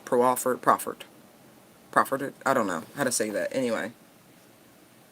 Proffered it. Anyway, that's going to bother me. You understand what I'm saying, right? The cup being offered could be lost because you're not seeing it for what it is. Right. Think about that. If he spent 40 days, 40 nights, thinking about that master number of 44, which was a jump of 11, right? 11 being the number of the master healer, right? And so what was Christ doing? Laying hands, healing the sick, with Lazarus, raising the dead. All of these things. Everything that the Bible spoke ill of, necromancers, charmers, this and that. And think what Moses did, right? When God was like, oh, Pharaoh got magicians, watch this shit. Go on up there, watch. I got something for you. Listening to the voice of God. He was able to do everything within him. This is the big secret. It's not that it's bad. It's not that it's good. It's the fact that it's available to each and every person. But it's available to those who have been chosen for those paths. You understand that? Many are called, few are chosen. I was watching Penny Dreadful last night, and when I tell you Spirit be the bomb, just showing you all sorts of shit. And I've been speaking for years at this point on the difference between those who have been given talents. We all have talents. They are not the same. We all have been given something by the grace of God and Goddess that will get you where you need to be financially in life. That's how you're supposed to make your living, by those talents. Some people sing, some people dance, some people draw, some people do. Whatever your talent is, those are your God-given abilities. It's up to you to discover them, to nurture them, to love them, to be grateful for them. not to be afraid of them. That reminds me, you know what I mean? It's like what we're dealing with now. All this interference, all these temptations, because your path is appearing. Your walk, your everything right in front of you. It's clearing up. And so here's the devil right there in front of you like, don't you want this cookie? Hey, girl, don't you want this? Hey, don't you want that? Stepping into the role of being the healer. Re-examining how you were doing things. Does it serve you? How did it serve you? Did it work out? You know what I mean? It's just, it's time to dive so deep.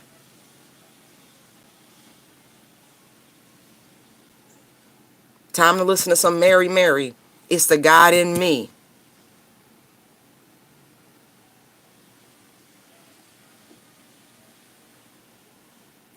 Conversations with God. Conversations with Goddess.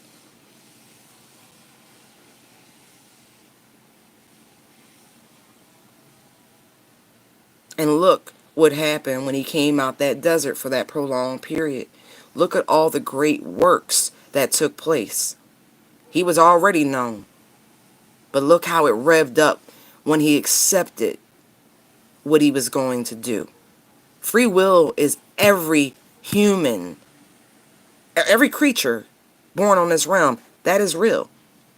If you think for a second Christ didn't have the option of saying, nah, I ain't doing it, you're wrong.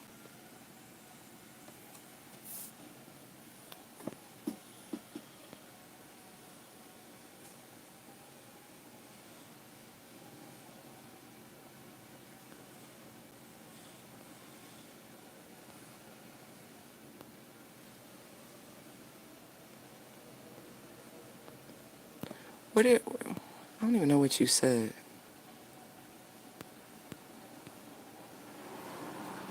Scorpio S3. I'm not answering that. I'm not. I'm sorry. Because, again, conversations with God. This is about trusting yourself. Trusting your higher knowing. You know if they're using you or not. If you're feeling that, that's like your answer, honey. Like, whatever, like, or are you using them in some way? You know what I mean? We reflect out. Is that a fear manifesting or is that the reality? Think about that.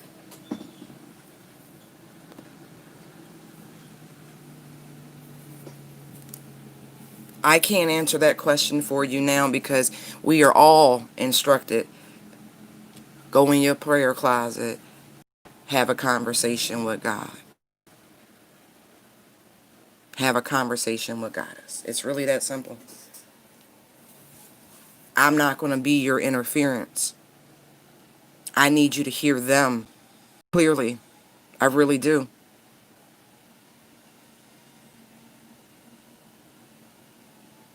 The answer will come. Quiet the mind and pray. You'll get the answers. Look at that. No, you really will. Like, it's up and down, like the energies. It's a free flow.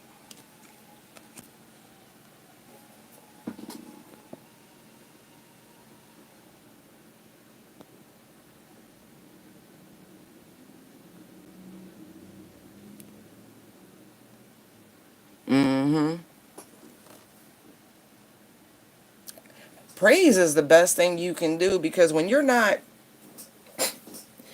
I'm going to put it this way. We don't see things the way they see things. We don't know. And so because we human infallible, your best place to start is with praise. Gratitude, gratitude, gratitude, gratitude. I've told this story before, but this prophet, Anton, I never met a person like this. When he wasn't delivering his sermon or prophesizing over people the way being obedient, this man never stopped saying, thank you, God, thank you, Jesus. Just like a constant murmur to himself. And it was sincere. It was sincere. That's my version of envy. I was like, oh, I want that. That started it all. The whole journey, God, how many years ago? That was 2007, 8, somewhere around there, when that man prophesied over me. And I mean, I went out of respect because I was invited, but I was having issues. I was on my way back to Jesus. Never lost respect for Jesus. It was just one of those moments in life where it is like, well, if you go through Jesus said, if you go to the Father, you got to come through me. All right, well, I love you. I'm here, but I'm on Daddy. And so it was just a process, a process. And then they gave me a wonderful dream and showed me what was about to happen. And also in that dream, they showed me the power of the name of Jesus. Because I rebuked a demon in my dream. Chased that motherfucker clear down the street. The dream, it was in my job, which was funny. Motherfucker face melted, turned into a demon. I looked at him, I was like, I know what you are. And I was trying, like in my mind, I was screaming Jesus. Like, but I couldn't get the words out yet. And then out of nowhere, it just burst through. And he turned tail and ran. And I chased that motherfucker down the street in the dream. Like, I rebuke you in the name of Jesus. I rebuke you in the name. And I woke up. But I woke up fucking exhilarated. Like, ready to take on the world. Like, I couldn't wait to go to work and tell my boss this dream. Because she was a new Christian at the time. But it freaked her out. And I could tell it freaked her out. And that made me look at her suspicious. Like, are you one of them people who on the Jesus bandwagon because you think it's profitable? Because you come from a country where they don't worship shit. So anyway. But I digress. But I came back humbly, lovingly. Was like, oh, thank you. And so as much as I know his name is Yeshua, there is power in the name of Jesus. I'm proof positive of the power of his name. Just saying. But that man prophesies. And he told me a lot of things, and it took years and years and years to make those adjustments. To see what they had already been seeing, that the people in my life didn't serve me. They weren't there to help me. They were only there to hinder me at that point. And that for me to get to where I needed to be, I would have to cut everybody off. Do you know how hard that is to hear?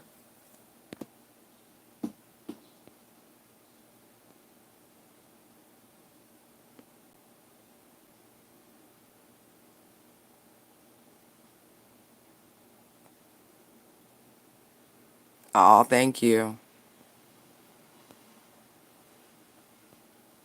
Thank you, thank you, thank you. Right? It took years for me to see it, to recognize it, for me to accept it, to willingly go, you know what? It's okay. It's okay.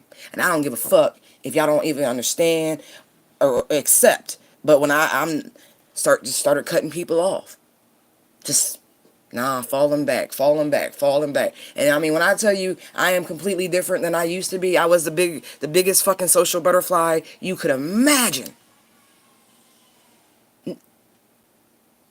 Went from being completely extroverted to toned all the way down. They took my decibel from 50 knocking with concert level speakers to a pair of iBuds or earbuds or whatever it was. It was like, no, this is just for you. I was like, oh, okay. This is just for you. And I had to be okay with that. I couldn't learn what I needed to learn. I couldn't get to where I needed to be playing Super Saver Ho. And I wasn't even recognizing the fact that that's what it was.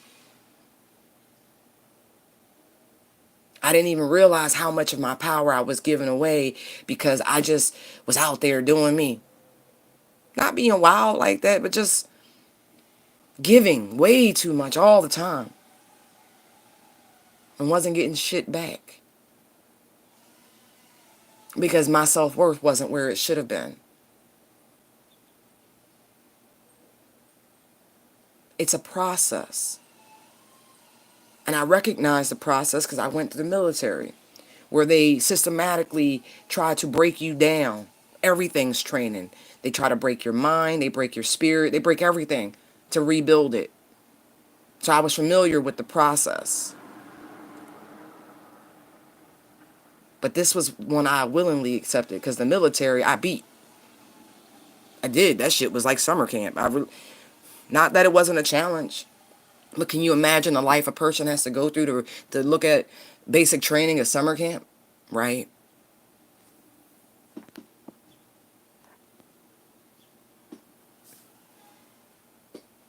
I had to be okay with my aloneness to even recognize the fact that I was always going and seeking, because internally I was lonely. Even though I was completely surrounded by people, my spirit was not being fed. It wasn't being nourished.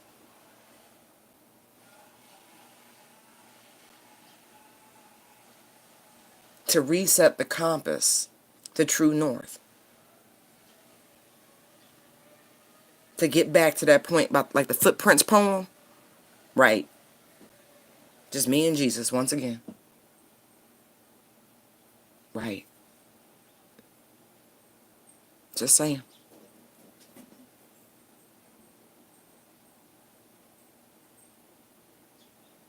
Conversations with God. The God within you and the absolute divine. Pose the hard questions. Get in there. Trigger yourself. Absolutely. Why?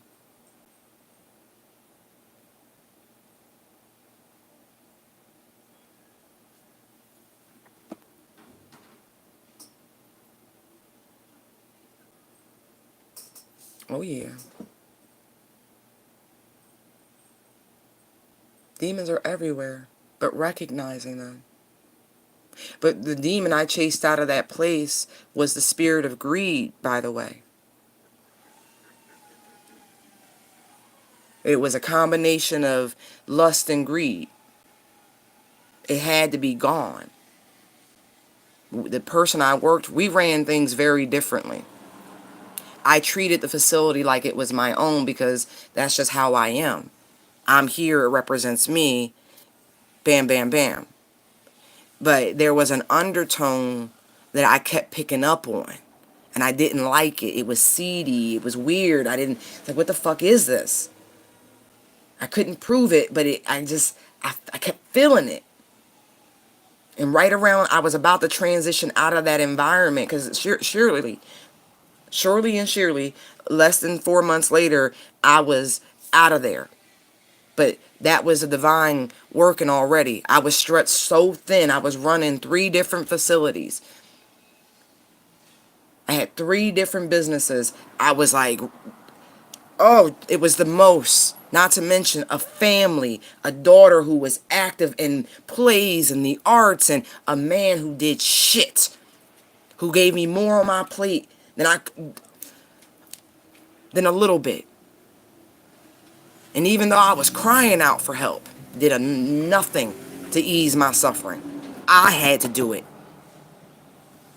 I had to put my foot down. I had to go, enough. Here, this is yours, and here, this is yours, and here, this is yours.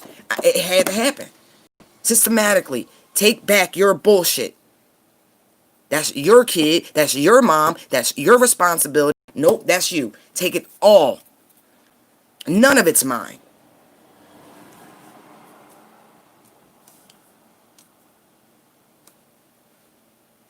I mean, really, the shakeup it was so real. Sorry about the camera bobble. But yeah, that's what happened. The pressure cooker of pressure cookers. And I started. I mean, it's amazing when you look back at your journey to see all those moments, those crux moments.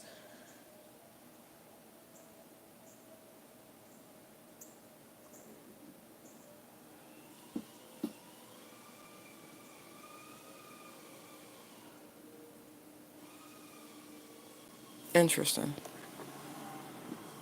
Just saying. Clearing the path. Don't worry. Don't worry about these obstacles either.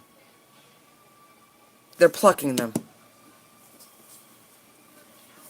Pray on that too. Pray. Is this an obstacle or is this a lesson? Is this an obstacle or is this a lesson? Pray. Discernment. You don't know what's going on. That really is the point to all of this. It's all in darkness. You don't know what's going on. Have conversations with God to figure it out. Have faith. Trust. Dream. Dare to imagine. It's a journey.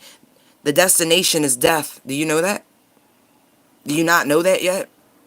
That's the only true destination. Everything else is just the journey in which you make of it.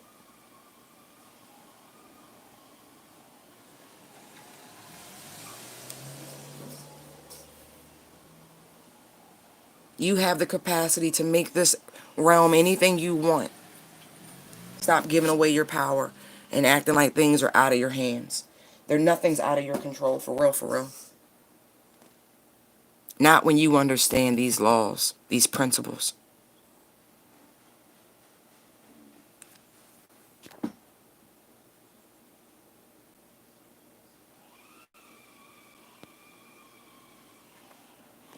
For real.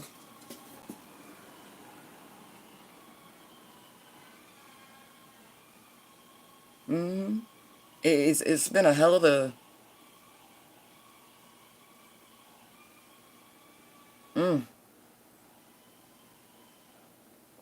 It's funny because I don't really eat ice cream like that anymore, but when I was a kid, Rocky Road was my favorite, right? Because I was one of them kids. It was always a treat. And it's funny, right? Because what I'm thinking of is like how I used to get the Rocky Road ice cream. It was like report card day, right? And if I got really good grades, my dad would buy me like a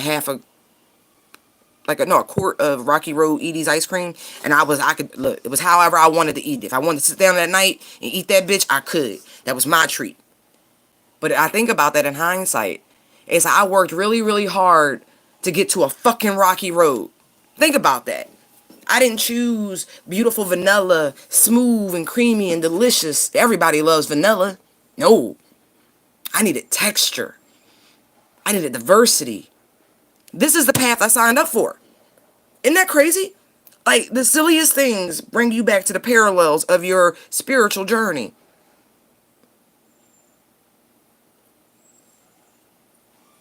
Right.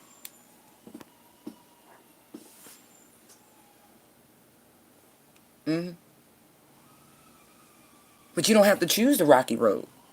See, that's the point. You don't. You don't have to choose the worst path. The one that brings you the most treachery and any of it. You can choose the smoother road. But have you had that conversation with yourself on which one you prefer? For real. That's why even yesterday I was like, look, if there's a if there's a thought in you, that's okay. Love her. Love that thought. But what you don't let her do is ruin your life. But you love her. If there's a chauvinist in you, you go, what? No. Oh, that's amazing that I did that.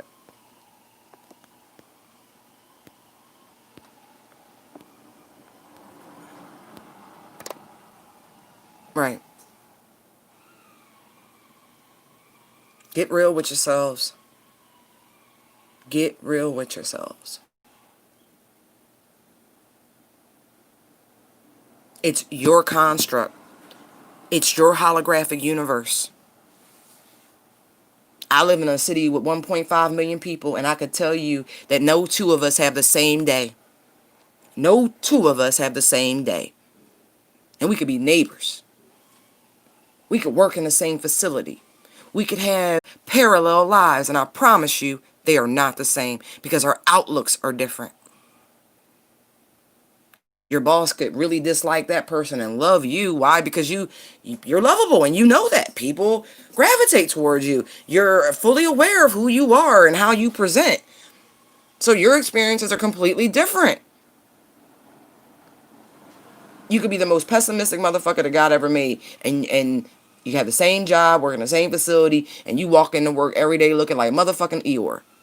Hey, bird. Who's that? The Snuffy. Hi, bird. Right. Just saying.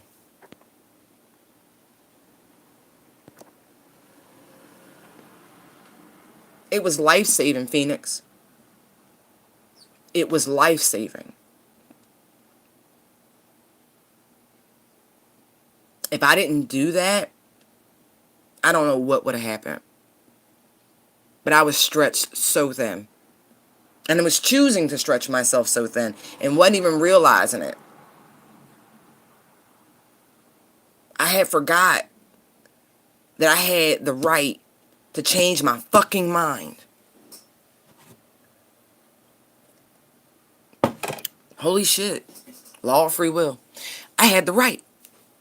And the minute I started exercising that right, shit got better. I started reminding that woman, I said, I'm a contractor, not an employee. I'll be here on this day. You can't really set my schedule like that. That was the first wave. Oh, oh. You can't really afford to keep me. You can't. It was coming down to the numbers. To the natural law, the legality, and the numbers. Our time together was gone. So, it is what it is. But I had the right, the same way each and every one of you do, to change your mind, to alter your path, your course, all of it. It's your right. But you got to know this. See that moon on her head?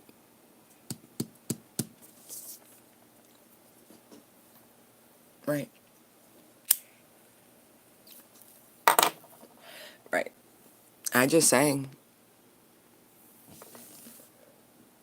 Follow your own rhythm, your own drum, your own beat. Do you.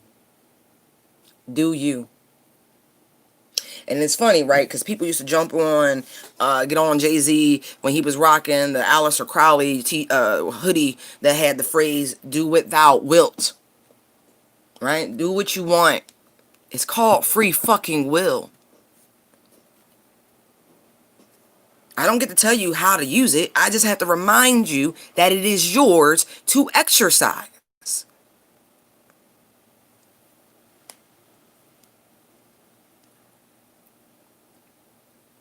You cannot take away what they have given you. You make choices.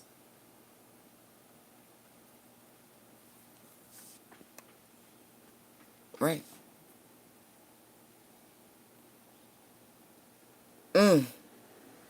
It seems, it's like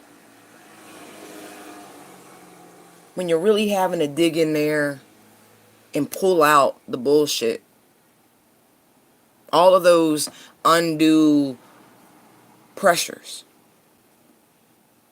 mental constraints. Now, if you have a strong personality, you would probably think that you are not as susceptible to people's bullshit. But you are, actually. You're just as susceptible as everybody else. Hey, honey. That's right. Good motherfucking morning. You right, because it is a good fucking morning. Yup. Sorry to swear so much, but that's just what it is. This is adjectives to me.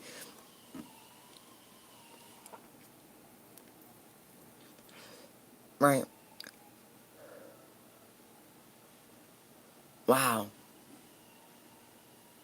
It's going to be a great day, but a very reflective day for searching out some really deep meanings to things. You're going to gain the insight you're seeking too. But the best way of approaching it is remove what you think you know about it and wait for the answer to come, because it will.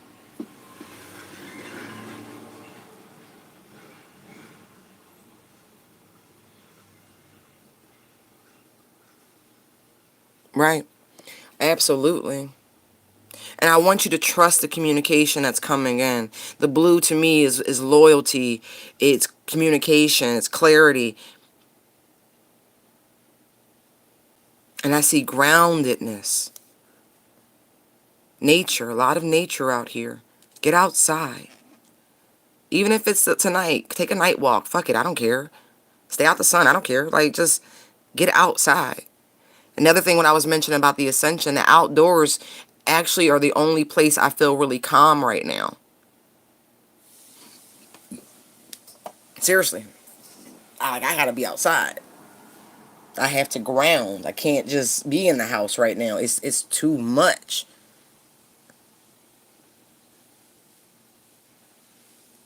Like I'm sitting here, I'm doing better right now talking to you because I'm delivering whatever message they want me to right now, and I'm in alignment. And so the dizziness isn't as bad at the moment, but it's still ever present.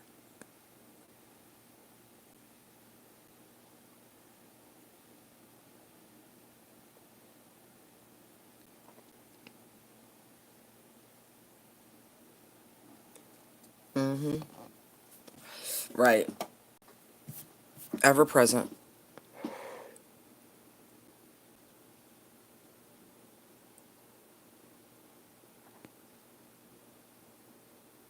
Aw. Love you too, Allie. Absolutely. That's why we write them down too. It's important.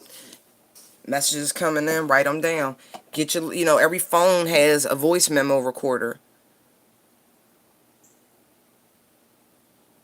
People, they write in meditative states, write. The auto writing or whatever it's called, but get it down. The answers are going to come in waves. Absolutely.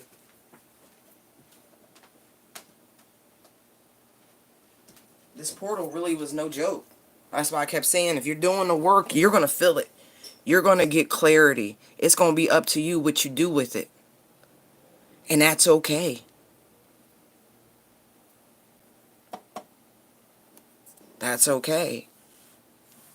Knowing who you are, taking back your personal power, not feeling diminished or ashamed of any aspect of who you are. I know for me, oh my gosh, we family, fuck it. I try to maintain a certain,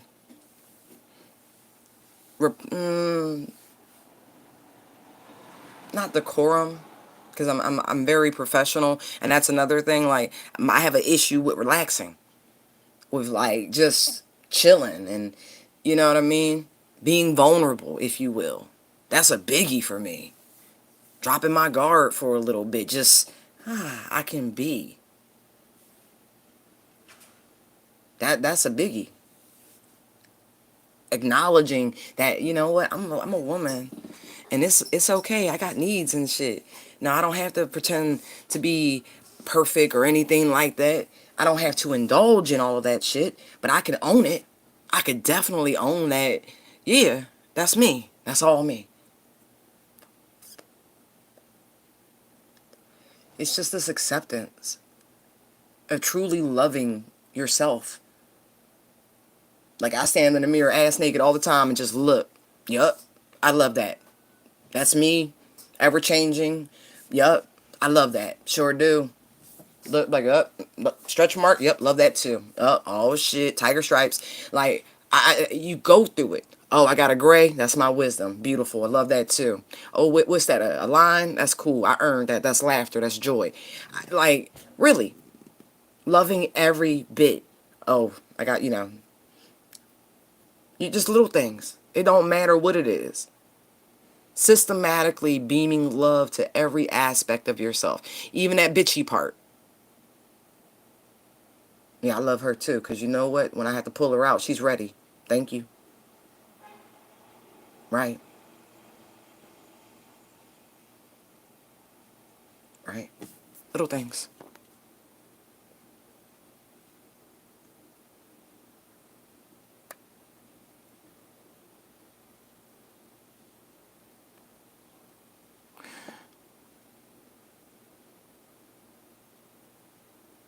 Right, right. One time for the tiger stripes. That's right. Right, right. Nobody's got time for superficiality. No one's got time to not love themselves. There's too many things out here rooting against you for you not to love you completely. Like, yup, you see that little, like, yup, that little mucus shit that happened in your eye? I love that too. That's mine. Yup, I love it. Mm-hmm. Sure do. That dragon in the morning? Yup, that's me. Love that shit too. I don't care. I love me. You should love yourselves the same way. Just saying. Every scar has a story. Even the internal ones. But those are the ones I'm working the hardest to, mend. Putting some internal derma on that shit. Working them scars out. Like, just keep rubbing little circles. Like the drum. Little circles. Just little circles. Keep rubbing it out. Stimulating those fibers. Getting that collagen down deep in those internal scars. Plumping it back up. Especially all the heart scarring. Pulling out those little swords, the ones you put in there yourself because you lied to yourself, whatever. You didn't want to believe what was in front of you. Maya Angelou. Somebody reveals themselves, believe them the first time. You got no... Seriously. That's that potential shit. Nah. What are they doing? How are they getting there? Is it talk? Is it action? See what I mean? See what I mean?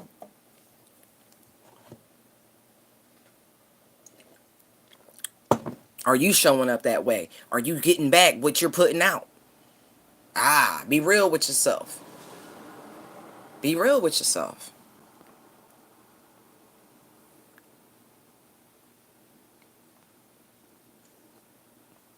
Absolutely. We were all created in their image and likeness. We are perfectly created, each and every one of us, in their eyes. I don't give a fuck who else approve. You ain't got to look at it. As a matter of fact, I know a couple people who like it. So, you know what I mean? Like, oh, God.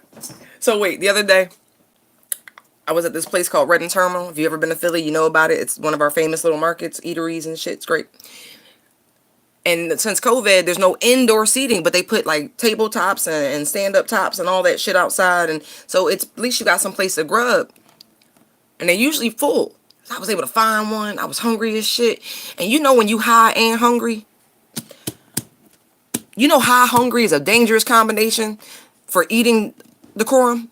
And I'm by myself a lot. So all that fancy fine dining, a fork and a knife, I don't give a fuck. I eat. I would pick up some shit with my hands. I'm so African, it's not even funny. I'd be like, sure will. Don't care. My hands is clean. I'm clean. I'm eating. I'm hungry. And so I was trying to be mindful of the fact that I was in fucking public and not be a savage because I was hungry and high. Like, it was ridiculous. Sunbeaming, I was like, oh, I'm gonna fuck this sandwich up. I got a turkey club. I was like, oh, I'm gonna fuck this sandwich up. And they gave me extra pickles. I love pickles. So I'm biting this thing, and I'm like, oh my God, wait, wipe your mouth. And I'm like, all of a sudden, in my mind, I'm going through etiquette, and I'm trying to be civilized because I'm in public.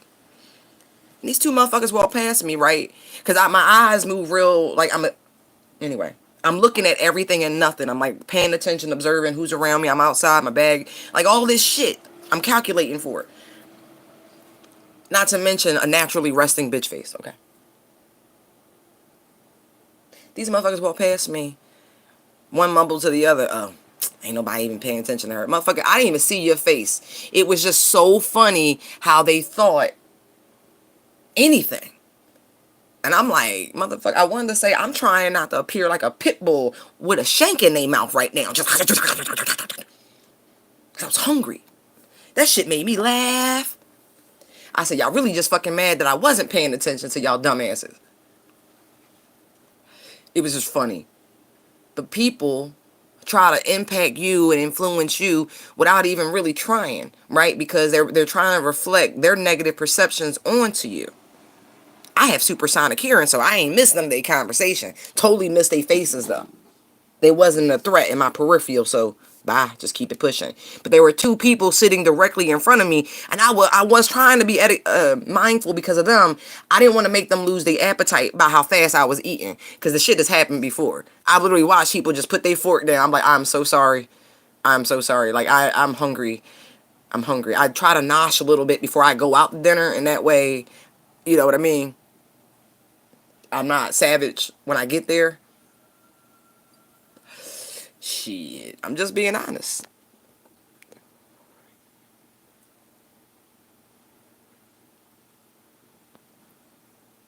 Oh, good. It did its job. That stone did its job. Find a new piece of tourmaline and put it back. But not the same one, Janidra. Don't do that. That stone disappeared for a reason. Don't look for that one. I don't know if you know that about crystals. Crystals will leave your life. They will go away. And they'll reappear when they're supposed to.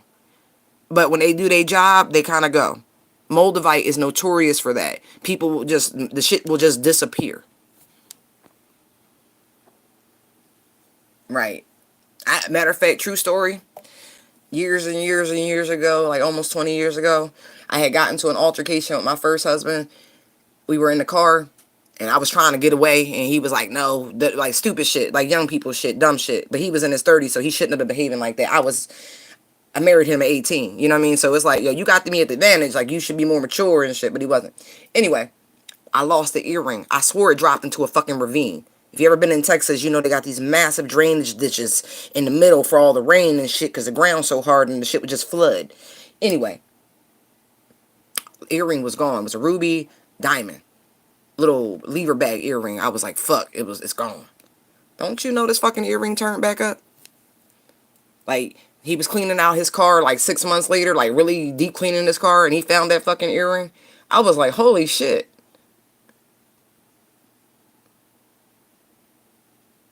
But whatever it was, that combination of stones, it was too much. It did its job.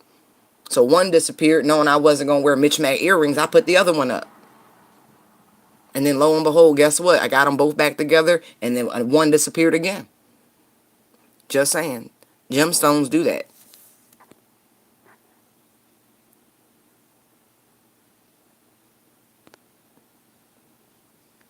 No, it's cool. Leave it there. No, Janidra, it doesn't matter. I'm telling you, it's the same. The energy could be so hostile at where you are right now that it absorbed everything it could and dropped off. You still need a different piece of tourmaline. I'm not changing on that. Tourmaline's cheap. You could buy bulk tourmaline from fucking Amazon. Like, get pieces of the shit. You ain't gotta spend a lot of money. Literally, go order like a 1 pound bag from Amazon and like literally just start tossing tourmaline all around the fucking house. By the doors, by the windows, in the bedroom, under the beds, in the bathrooms, any place. Shit, I would bury some outside my crib. Like, man, bullshit coming out here. But I lost track. Penny Dreadful. It was very insightful. It was. It was like wow. Because it was talking about those who were chosen. And even the person who had learned the talents, the gifts, the art, the craft, right? Even she recognized that the woman was chosen. She was born the way she was. She didn't have to do anything. She needed guidance. Guidance on how to properly harness. Isn't that funny how someone who was taught, who was learned, was able to teach someone who was chosen? And vice versa. Think about that. Going back to Christ and his disciples. Bloodlines clearly listed. Both sides. Nope, this is special. This is happening. Okay. You ain't get no background on the rest of them niggas. None. No background on any of them. Like James and them, who was like Jesus's brother and shit. They just, they filled in some blanks here and there. But the rest of them, you like, oh, okay, well, this one was this was that. They just showed you how shady they were.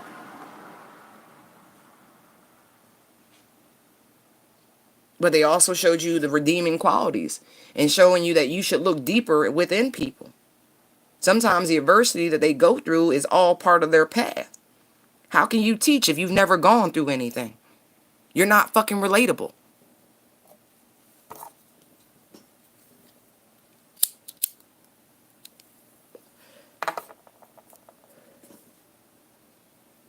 That makes you a fucking elitist, honestly. Oh, I know what I'm doing. You know what I mean? Do what I do. This is a secret to success and da da da da da da. What? That was your secret to success. Or somebody who was, you know, and I'm not judging people who are given inheritances. That's a beautiful blessing that was deserved and given to you. That was foretold in your destiny that you was due that blessing. But there's a difference from someone who worked their way up and achieve than someone who's like, okay, you're just gonna have this blessed existence. At the end of the day, who has more to teach you? One can teach you about gratitude and what it is to have a blessed existence, and the other could teach you how to still feel blessed and be blessed through adversity. Completely different perspectives, but equally valuable in their own right.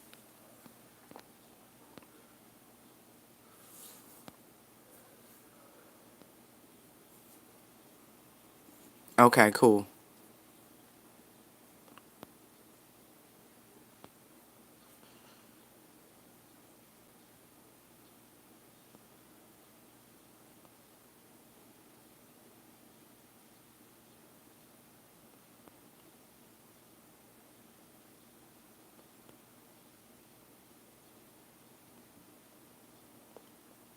Good. Oh, wow, Phoenix, really? Cool. Good. We are manifesting the futures we want. Remember that. It's your holographic universe. How are you co-creating it?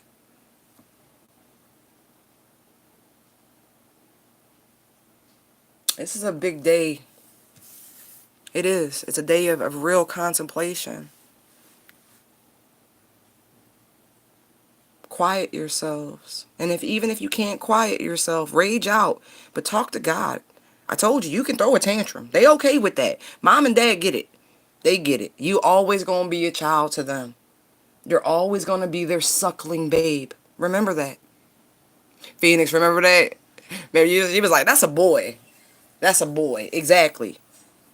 Just like you a girl in the eyes of the Most High. You a child to them. You will always be a child. So it's cool. You always learning. As long as we're always learning, mom and dad are cool with it. That's why in reality the Bible never tells you when you become an adult. There's the age of reason, right? There is the acceptance of your personal relationship at the age of 13, hence the traditional bat mitzvah, bar mitzvah. It's the acknowledgement. But that's not the same as, you being grown, because in the eyes of God, you're never fucking grown. You're never grown. If the temple's within you, you never even leave the fucking house. You always, you understand what I mean? Like, you're always home. You never left. So I'm a big kid now. Good.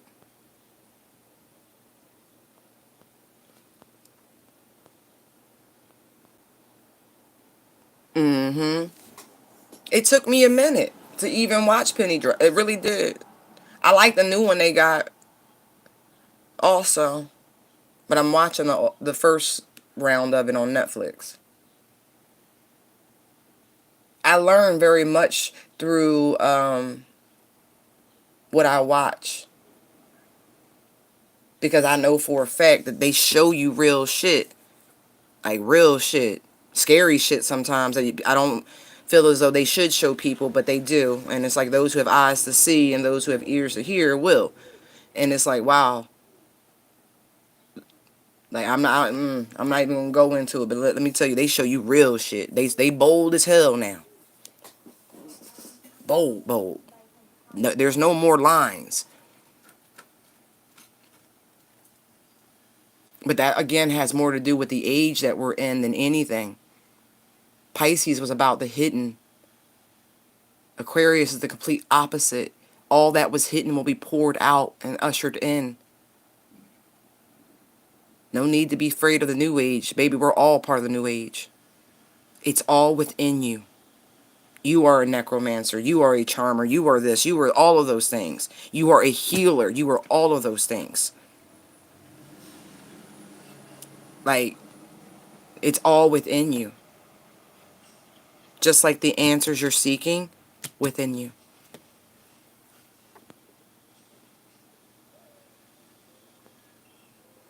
Now I'm waiting for her to find out if there's another one in there that's hiding.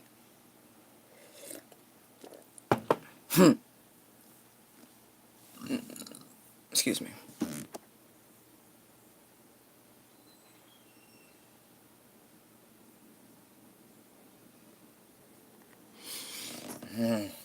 No, all we praying for is healthy and happy.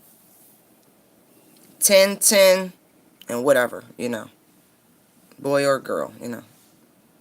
2 eyes, 1 nose, 1 mouth. Healthy.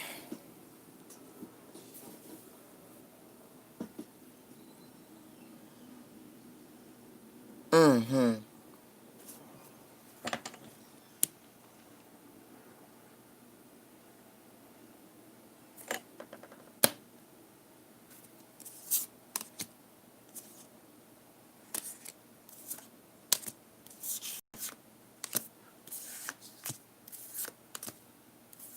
Good. I'm just making sure. Yeah. Beautiful.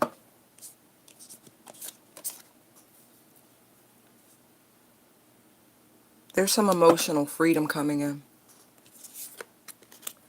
There's that. Remember how I read for the number 44? And the card was the 4 of Cups. And the focus was the 3.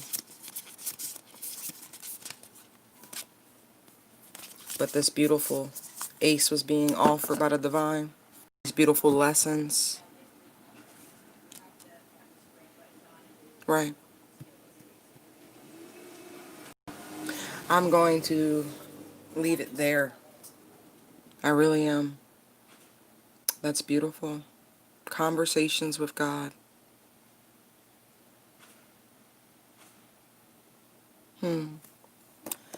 Hi, guys. Hi. I'm going to turn the camera so I can read easier.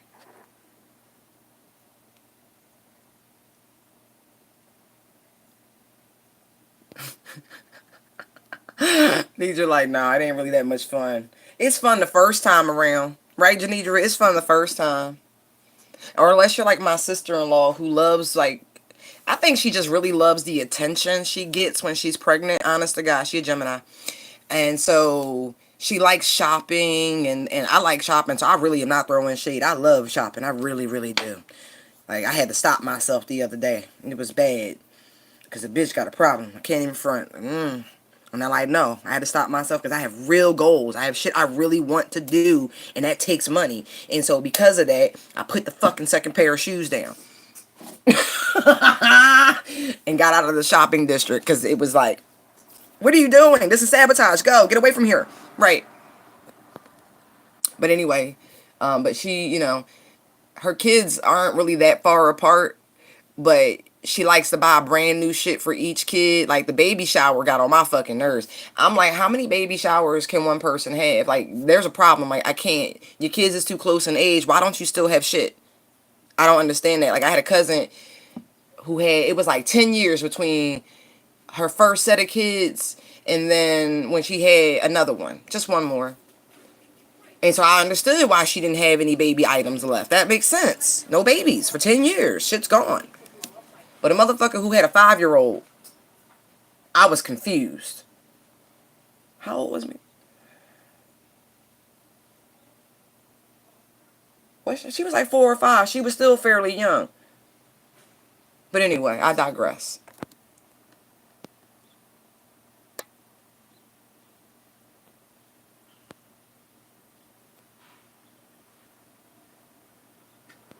Yeah, I do too. I like shopping. It's cool. You know what, Janidra? Save money.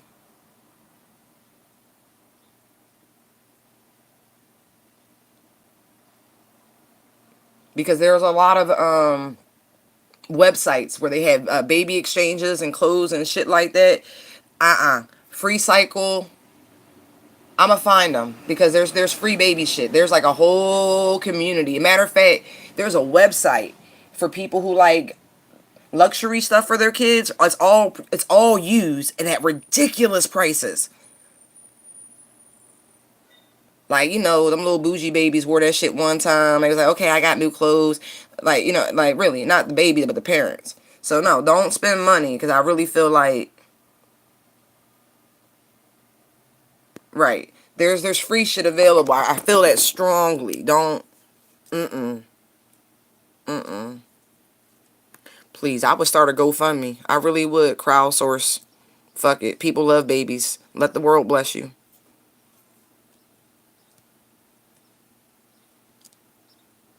Absolutely. I don't know why I turned it back. Habit.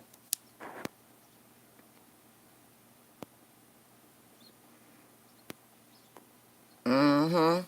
Or start a registry, Dranidra. Like, seriously. Babies R Us, Amazon, Walmart, whatever. Start a registry and post it. Let people fill in the blanks. Fuck that. Like, mm-mm. The kindness of strangers. I really feel that strongly for you.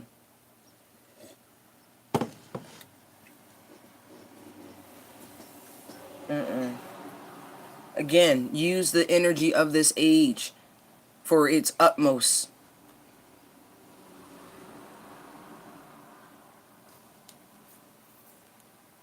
Mm-hmm.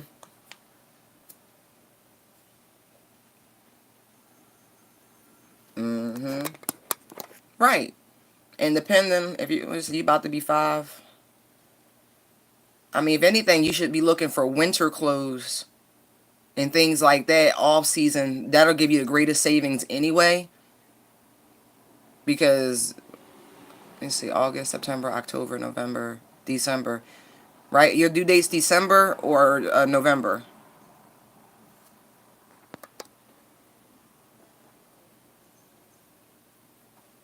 Right.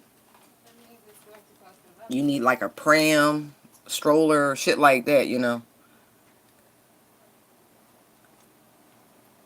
January 19th, exactly. That's what you should be buying. One, like, for real. You need a coat, pram. I keep doing it.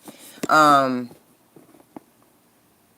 oh, well, that would make sense. Thank you. You know what? That would make sense because I remember, hello, when I was pulling cards for you before, I was like, because the devil card came out and I was like, spawn of Satan, what the fuck? And so now that makes sense. It's a Capricorn. Okay. That's okay. That makes so much more sense. Because I was like, no, I pick up amazing energy from this kid. Very powerful psychic. A lot of things. But it's like at the same, oh, I'm getting chills when I said that too. Like that kid, my God, you're going to have your hands full.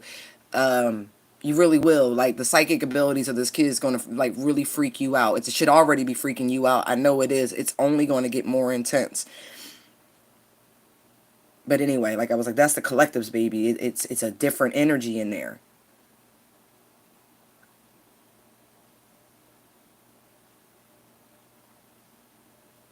Wow, okay. That makes so much more sense. Thank you, Ray. See how we help each other and not even realize it? Because that bothered me. I didn't forget that because I was like, it was so contradictory because I was picking up beautiful, like a rainbow child energy.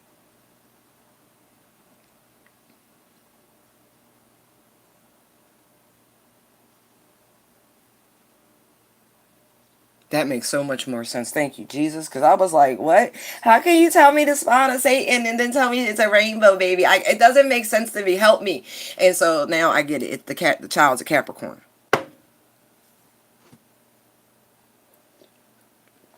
Don't think I like shit. Just because I say it don't mean the shit always sit well with me. Again, I be having internal dialogue at all times. I be having 14 conversations. Be like, what? It's okay. You know what, Ray? I used to be real, like, I don't want no kids, but it's okay. I'm going to get the right man after I finish doing my work. It's a lifelong process of work, but I know there's more work I need to do to get me right for my most beautiful relationship to come. And with that connection, I'll have a kid. I know that. I'm not worried about it. I'm going to have a son. I wanted this little boy for long, but I wasn't ready. And I was like, I kept looking for the right dad. I was like, I don't, yo, they just be playing. Right.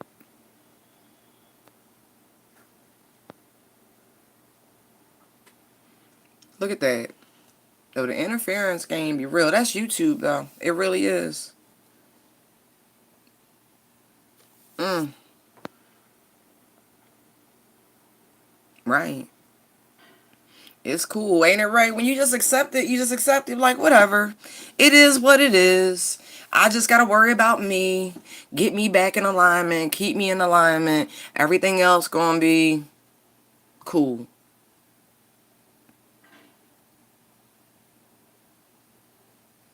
Mm-hmm. You, what's funny is, like, now that I know the baby is a Capricorn, it's like, no, but that makes sense. They're very domineering, very strong-willed. So I have no problems believing that that kid is able to deal with all of that because it's energy. I told y'all, babies is parasitic in nature. They will fight for they will fight for life. Anything that disrupt their homeostasis, they be like, no. Ain't no point in prolonging it. Don't you want the energy required? You don't want to be one of them old ass parents. You don't. Not for your first. You really don't. It's less stress on your body. You know what I mean? Natural childbirth is really the way you want to go. But if you get to a point in age where they're just like, I think it'll be too much stress on your body to deliver this vaginally, we're going to recommend a C-section for your own safety. You don't want to get to that. So just, you can't fight destiny, baby. You can try all you want. You fuck around, wait so long, you'll get twins. And they be like, oh, gotta get them both at the same time. Boom. Right, I'm just letting you know. You can prolong anything. I'm just letting you know. Because you're putting that out into the universe. Remember that.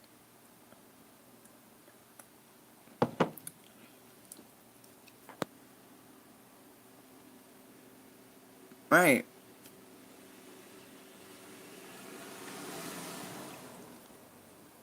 Uh-huh. And I tell you, my fucking 30s was, I was like, I'm still in them. But it's like, damn, that was a fast decade. The fuck just happened? And it's all because my 29th year I skipped because I was preparing for 30. Don't do that shit. And then I spent 30 and 31 trying to relive 29. It was stupid.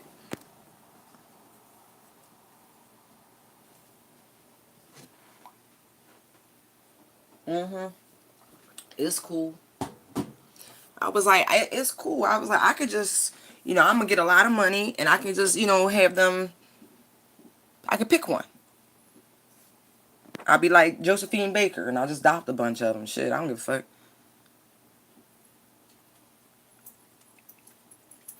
Right. That's funny. Look, that ain't your problem, is it, Janidra? That ain't none of you. That's that man and where he like to put his thing and unwrapped. You know what I mean? Like, that sounds so personal. How many kids you got?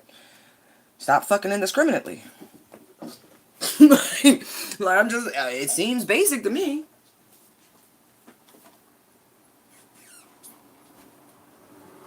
Told my brother the same thing. I was like, Rel, you ever think about getting a vasectomy?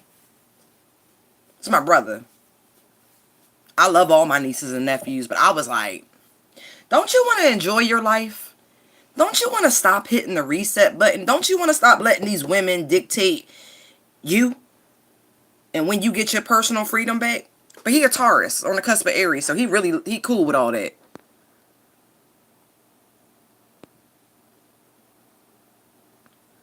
Of course you won, because it ain't got nothing to do with you. It's like, nigga, where you put your penis and your sperm is your business.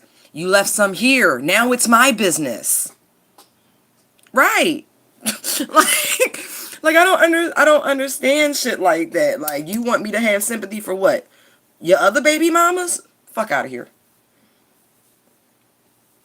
As a matter of fact, I want to meet all of them, and that way we can get this play date thing going, and the siblings can know each other. I'm that sort of person. I don't play that game.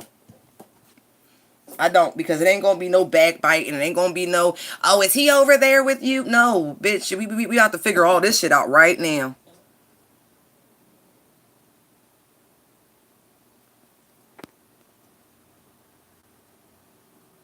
Right, but I mean, that's reasonable, right? My sister did that. She had two, got her tubes tied.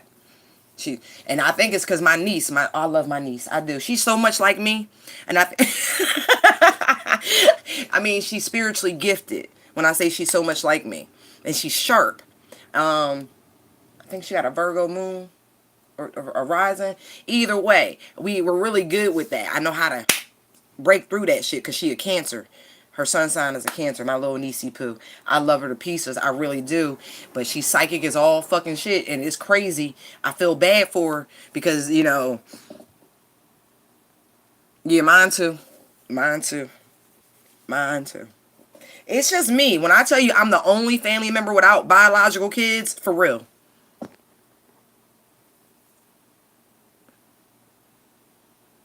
Right. I'm the only one left. They all look at me like I'm some fucking, like, weirdo. I'll be a weirdo with my life to myself, unencumbered, free to do what the fuck I want, when I want, how I want. I can't, it is what it is. Please. I think my nieces and nephews like the fact that I don't, you know what I mean? Because when they come over, I can spoil them, I can indulge them. I like to be Auntie Mame when they're small. My nephew fucked around and came and said something like, Aunt Gabby, I'm ready to have one of them days like we had before. I looked at this little nigga like, what did you say to me? That was something I did out of the kindness of my heart because I was moved to do said thing. Don't you come to me being entitled and expecting such things. Oh, that shit got shut down immediately.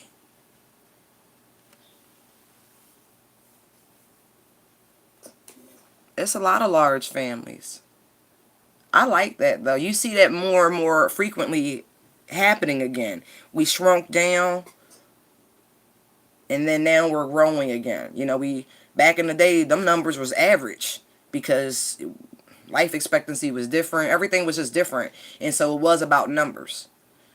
Anymore, it was like shit. The cost of rearing them and all of that is so much. People like, nah, one, two max. You start thinking about college and this and that and all the bullshit that society makes you feel like you're obligated to do for some kids. When I be like, trade school is cheaper and you can make a hell of a lot more money sooner, and you'll have a career. Set your own hours. I advocate trade school over traditional college all the time.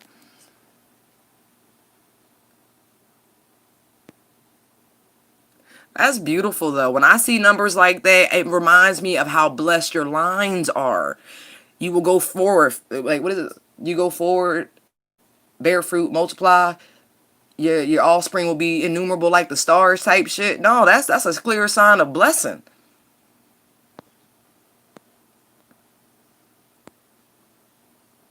Right, exactly. When you have that many, labor ain't even a problem no more. That shit just 22 kids. Somebody was perpetually pregnant. Like, them hips never even went back into their right position. It takes 3 years on average for your hips to go back to their original position after having a baby. And so if you have that many kids, you don't have, like, labor's not a big thing anymore because the hips don't have to go up and down. It's just different. So you just a baby factory at that point. Uh-huh.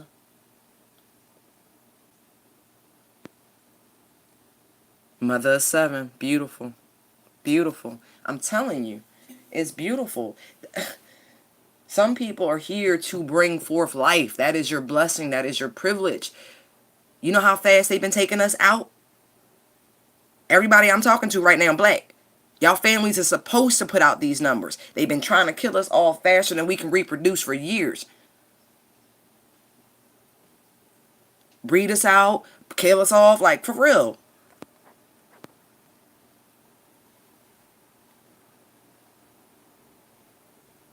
She made fun of you. How callous, Janidra. How callous of a person to laugh at a person's pain like that. I don't like your cousin. I really don't. Fuck that. Like, fuck her, fuck that. She take a long walk off a short pier. Like, that is disgusting. Make fun of somebody. That's a hell of a battle. That's a personal struggle. What the... Oh my God. Like, that is such a personal thing. Like, you talk about trigger warning. Oh, I'm so glad I ain't near a bitch. Ah! Like, what? It don't matter. She should be grateful the state gave you her child. Because clearly you're the better guardian. I can't stand motherfuckers like that. I got a girlfriend who's doing something very similar right now for her sister. Sister Kookaloo. And she don't have none of her kids. 3 kids, she ain't got none of them. And got the nerve to act up, give her ass to kiss because she's doing better. She's more stable. Like I can't. I don't deal with that. And my family, we've done stuff like that, but there's never been any resentment. When I was younger, they used to shift kids around. Like it was like, okay, well they on hard times, so such and such gonna come live with us for a little bit, and it was just that. That's what family do. You cover the fuck down. You don't make people feel less than. And that's why I don't fuck with them now, because they try to make you feel less than, and I ain't got shit to feel less than about. I look at you like, what have you done for me lately? Ooh, yeah. Not a motherfucking thing. So, just, I be on some extra shit.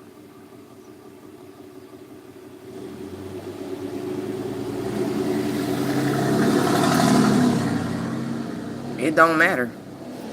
Yeah, she can have them, but she can't care for them. So how does that make you, like, how does it make it better? You're irresponsible. That's all that means to me. You out here having babies and can't take care of them. Other people got to take care of them. What? You're irresponsible. You should have... I really feel as though there should be applications for childbearing, for breeding. I do. And it's not from the government. It's from your family. You got to get through 3 generations, like a tribunal. Like, they got to agree that they feel like you're emotionally ready. You know, you're physically ready. Like, your matriarchs and patriarchs control your DEPO and IBFs and shit. No. They come out when they feel as though you are ready. Because otherwise the family ends up having to cover down and take on your responsibilities anyway. So no, I really feel like that. Like they do in Africa and shit. Like I like to study the Nigerian culture more and more. Like they got a hell of a reputation for a reason. Like I can dig it. I got a lot of Nigerian in me. Like a lot. Like 40 fucking percent.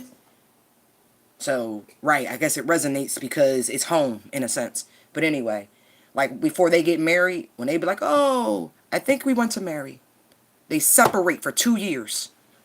And they go do research, and I mean deep research on each other. They go interview the exes, the family, the auntie, everybody, the friend circles, and they wait and ponder after everything they learned about each other if they still want to get married. If you can deal with everything you just learned about, then sure, no problem. Now you got the full nitty gritty. And because this is their their custom, their culture, they're not gonna fucking lie. Oh, you know, Tyrone, he was good. No, none of that.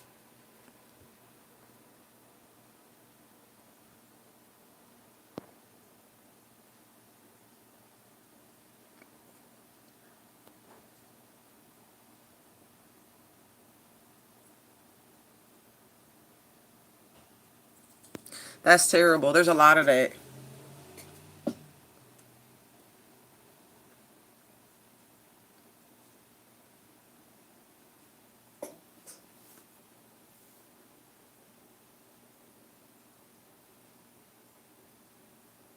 Yeah, your kids are wonderful, Allie. I was just thinking about them. Oh, oh, they are so lovely.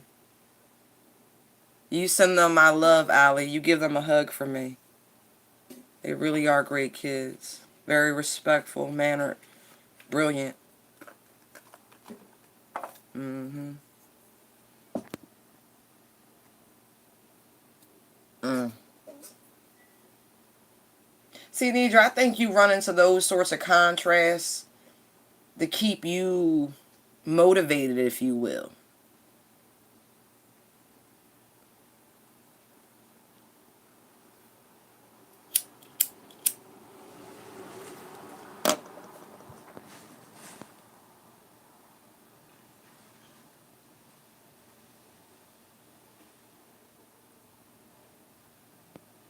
Good. Good. It's like, mm-mm. That's a shame. I've seen people like that. I see it all the time in Philly. Kids look fucked up, parent dressed to the nines. You be like, ew, what? Your priorities is askew. Especially if you see it in our community. If you see it in the black community, it's like, what? Like, what's really happening? I hate to be that way, but you know how we are. We don't, other cultures do their thing. You see little Spanish kids with like ball gowns and sneakers on. You be like, okay, that's fine. That's how they do. But you know that kid clean, hair is clean. You know what I mean? It's like a cultural thing. You recognize shit. You know, you be like, what the hell's really going on? I hate to say it, but anyway, no, I ain't even gonna say that. I'm not. It's just different. Our community, we have different standards. As a matter of fact, I had a client years ago who married a man from Jamaica and spent some time living there while he was finishing his degree. And they had a child, and their culture and customs there, right? The kids go to like daycare and everything, but when the kids get there, they change their clothes. They put them in what they call school clothes, right? And they let them play and be and, you know, have the day or whatever they do. But then before the parents come pick them up, they bathe these kids. They wash them, they change them, they put their nice clothes back on them, and they send them home. Now, I heard that. I said, what you mean they bathe my kid? I was like, what?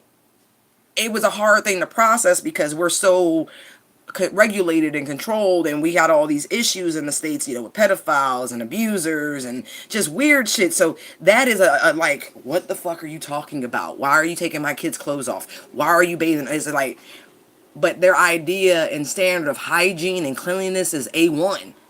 That's how deep it is. It's like, nah, we don't, they might be poor, and that was what the message was. Just because they're poor doesn't mean they're dirty. And so they go through these extremes and lengths to maintain personal standards. Ain't got nothing to do with nobody else. Give a fuck what you think. This is how we do things. All right. Much respect.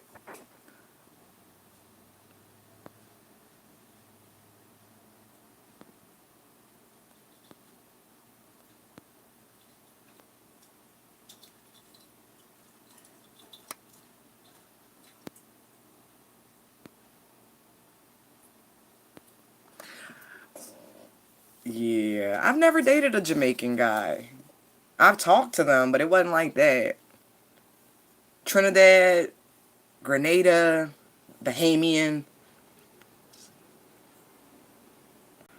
I mean, I've done the Caribbean, but I ain't do Jamaica yet. You know, I'm nearly 40. I might just do my Stella. Fuck, go find me. What the hell was his name? Spencer? It don't matter. I like to refer to them as Dexter, though. Right? Jamaicans always got them yummy ass British style names. You be like, what? Who you? Okay.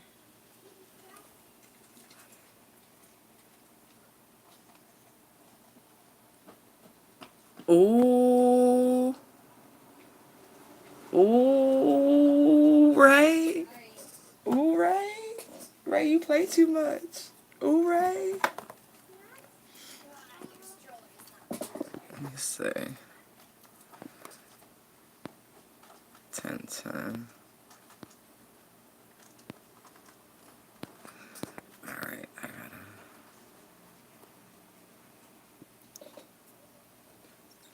It's the Piscean energy. You can't help it, Janidra. You really can't. I know way too many Pisces. Y'all just can't help it. It's a shit to flies mechanism. Y'all are like, oh my God, y'all just ooze sex. You do without even trying. You're very sexual creatures. There's nothing wrong with that. It just is an absolute. And so, right. You put out like a pheromone, a scent, something like that, but it's your energy. It's a very sexual energy. Mm-hmm.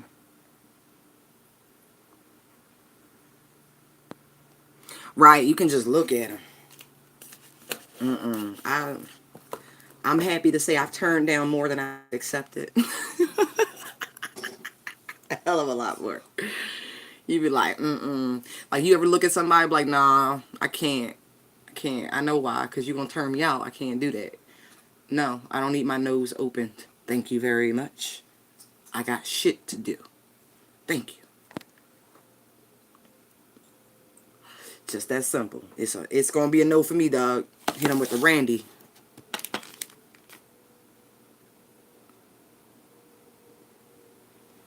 Right, actually, no. I'm going to tell you why you don't want to date another Sag. The sex will be great, but you both got commitment issues. You both do. Pisces are actually, they can be committal, although I wouldn't recommend leaving a Pisces alone for too long.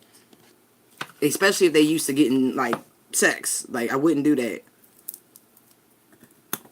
Like you can cause my girlfriend, like she in an open marriage now. It took her 3 marriages to realize that she would need an open marriage. You understand what I'm talking about? Right.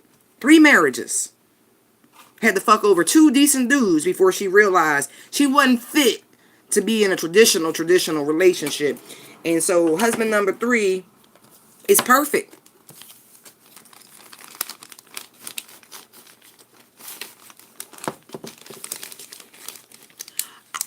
You know what? I would agree with that. My first husband was a Taurus, like a May Taurus. He was a real like Taurus. And yeah, I would agree with that. Out of all the issues we had, sex was never it. For real. And that's the funny, that's like, we said that to each other one time. It was so funny. I was like, damn, it's everything else. And what's sad is that, you know, classical pairing, they're like, oh, Virgos and Taurus get along. Yeah, whatever. You better look at the rest of that chart. You better do some synastry and see what's going on. Because I'm sure we had more squares in a little bit. That shit was like, we gonna learn lessons together. Like, he was stubborn, I was stubborn.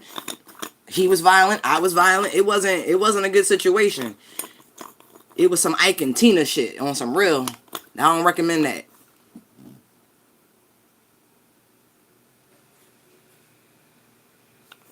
Exactly. That's what she need, Nidra. That's what she said. That's why she was like, oh, now I don't recommend. I mean, the Sag is nice, it is, but you gotta wait on a Sag. Just like you waiting for yourself to mature right now. You know, you're like, I don't know about kids. I don't know about this. I want this. Da, da, da, da. But at the same time, you ain't in no rush.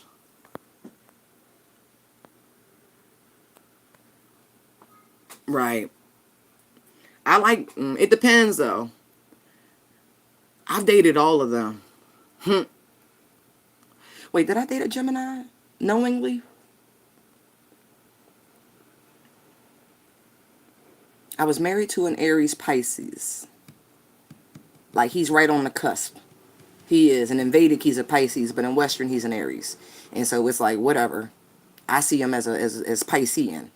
Every once in a while, the Aries show up. Just every once in a while.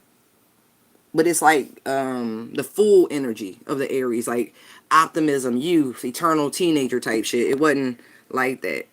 Right, exactly. They do. They really do. It's so funny. Somebody did a meme doing least compatible signs with celebrities and shit, and they got the Taylor Swift. Taylor Swift, thank you, bless you too. God bless you. She's a Sag, and under her post, it had like Harry this, da da da da, da all the men she's dated. Like she they like a lot of spice.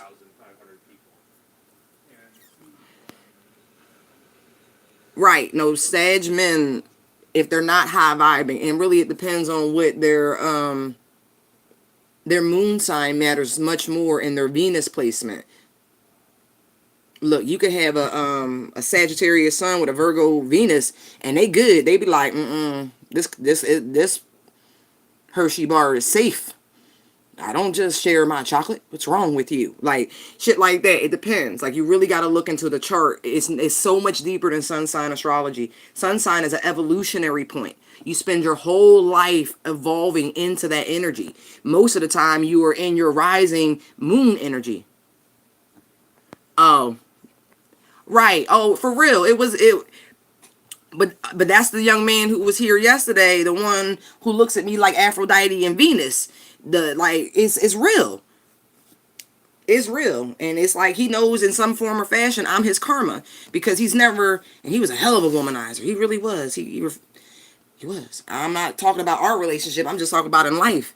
And he went through using and just getting what he wanted, and then fucked around and fell in love with a real G.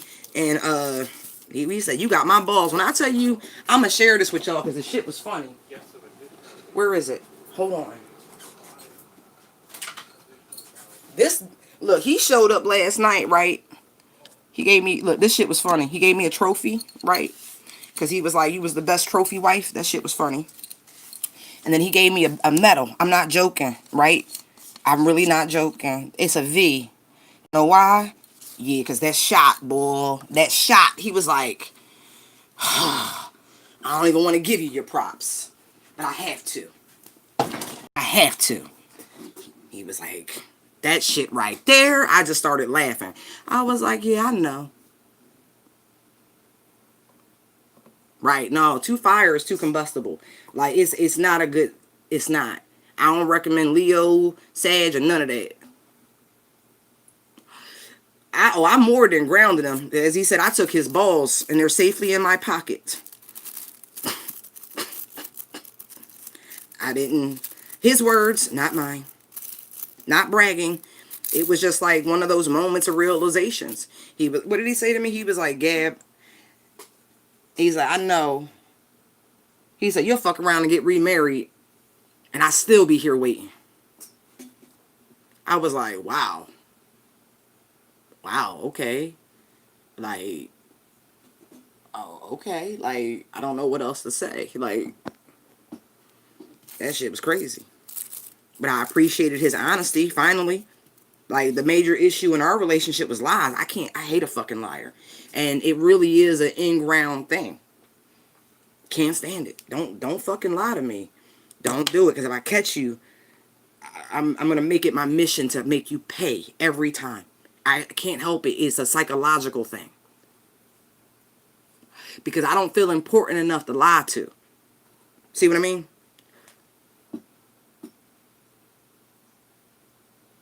Right. It's a lot. But see, here's the funny thing, y'all.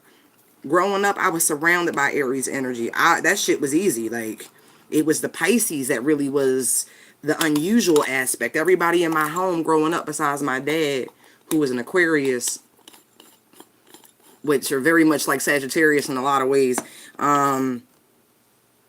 everybody was fire. It was my dad as air, me as earth, and everybody else fire. I was like, so I'm accustomed to dealing with the big babies of the zodiac. Like, it's so funny. I've made more Aries cry than a little bit. Like, I don't know what it is. Virgos will cut through you like a hot knife through butter. Just, and it's always that one trigger word that you didn't know was a trigger, but somehow you figured the shit out. I had a coworker, and she was real squared away. Real squared away. But her attitude, she was an Aries, so she really was feeling herself. And you know, Earth, we don't do that. We don't do arrogance like that. Nah, not for real. We're very practical people. We give you a good job if the shit was a good job. We don't do false compliments, false praise. We're much better at nitpick. Perfection. And her attitude was imperfect. And so I'll tell somebody real quick, like, "Yo, why you acting like a bitch?" I don't give no qualms about it. That shit fucked her head up. She started crying and shit. And I had to keep myself from laughing. Because, again, she came across all hard and shit. Like, oh. Like, I got you. All in they feels. Like, honey, Earth can, like, you not know what they use at campsites? They throw soil on a fire. Not just water. And all the Scorpio I got, I will smother you.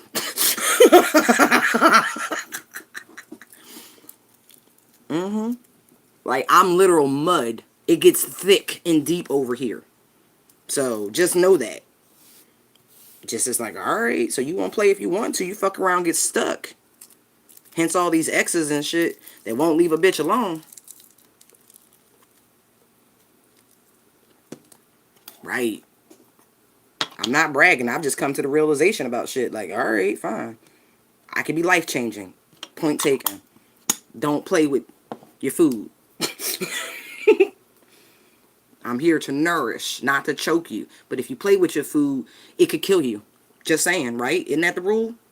If you play with your food, if you chew laying down, you do dumb shit, it can choke you. It could cause you harm. Just saying. But yeah, but I don't care.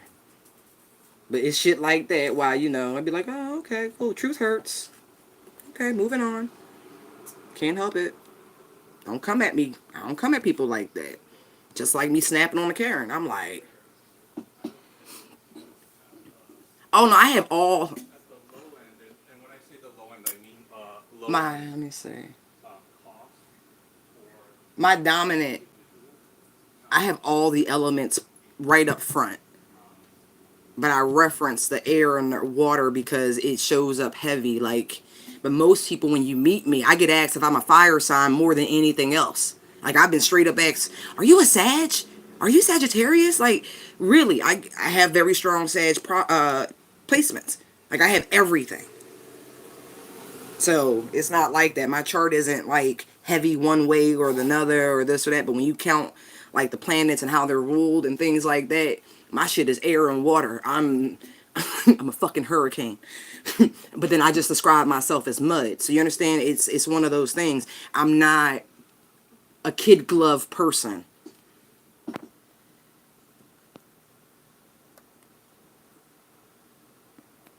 Just saying. Like I said, if you play with your food, it can hurt you. Throwing grapes in the air, trying to catch them with your mouth, fuck around, get a grape stuck, nobody around to do the Heimlich and shit, you just choking. Right.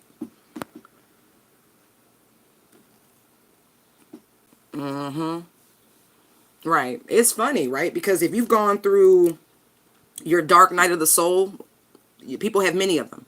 You go through so many death and rebirth processes, you have a different astrological sign than you even realize. Because you were reborn to spirit when you were reborn to spirit. So you could still be like, oh, I'm a Leo, I'm a this, I'm a that. At the reality, you didn't take note at the moment of your rebirth to see where you really are right now.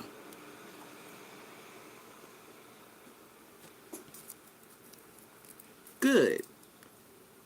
Right. Thick and muddy. Right. Just thick. Just deep. Just, this shit won't come off of me. Right? You be outside with the fucking boot brush. You just keep trying to get that shit off. You just can't get it off.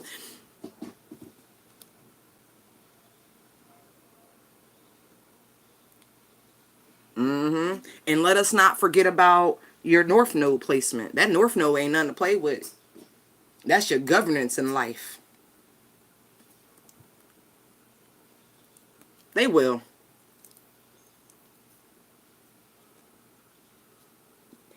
Like I said, it's a personal thing when you read, when you take note, when you go through your dark night of the soul. Oh, I've dated Scorps. Shit, that right there. Oh my God. That right there, boy.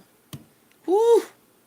Let me tell you, I had somebody in Western, their sun sign was Sag, but they're in Vedic it's a Scorp, right? So Scorpio, Sag, cusp, right? Rising, Leo, Moon, and Capricorn. That shit's crazy fucking Wild. You're like, I don't know who you are. I don't know who you are. Like, it is crazy. Yeah, Scorpios are dope. I really would, even if you just befriend one. I have lots of them as friends. God dang. And they're much more loyal than people give them credit for. I'm going to say that. They truly are loyal people. Like, people mistake their sexual prowess for them being disloyal. If they're single, they're single. But more often than not, they really, really are loyal.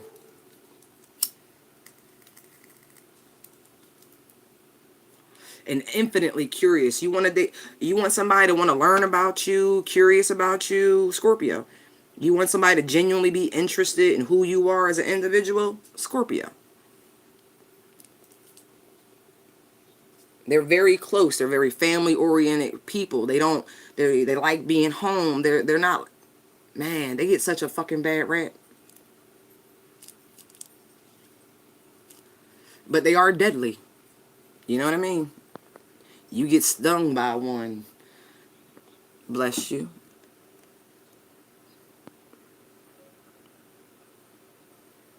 Absolutely. They sure will. Who don't have anger issues, Janidra? Come on. For real. My daughter saw my demon. Let me tell, but I have a lot of Scorpio. So yeah, maybe that's what it is. And matter of fact, my Mars is in Scorpio. Yeah. They do. Oh yeah, I did notice that. The klepto issue. That's a Scorpio. Holy shit. Especially Scorpio sun. Fucking sticky ass fingers. Ugh. You be like, I'm gonna break your fucking hands. The one I was just telling y'all about, this motherfucker walked in my house, went immediately for my dresser drawer. Like, what the fuck? I slapped that door so fucking, oh my God. I took his fingertips off. What the fuck are you doing? Like, you real ballsy. Like, I'm gonna grab him off your chest and throw him out the door. Anyway. Right. Right. Oh yeah. Right, and Scorpio is governed by what? It shares Pluto and Mars anyway. So trust and believe. When you talk about a temper, I am not someone to aggravate. I'm really not. It's not a threat. It's not a boast. It is an acceptance of just the sheer catastrophic energy I carry. Yeah, they do. Walk on in.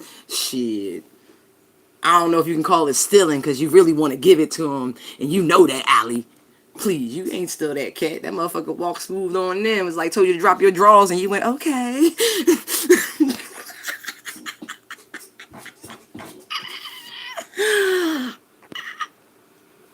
Right. Mm-hmm. But the Scorpio Mars placement is a very sexual one. So again, it's coming to grips with who you are. You cannot deny yourself.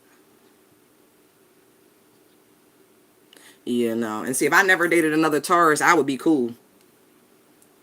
For real.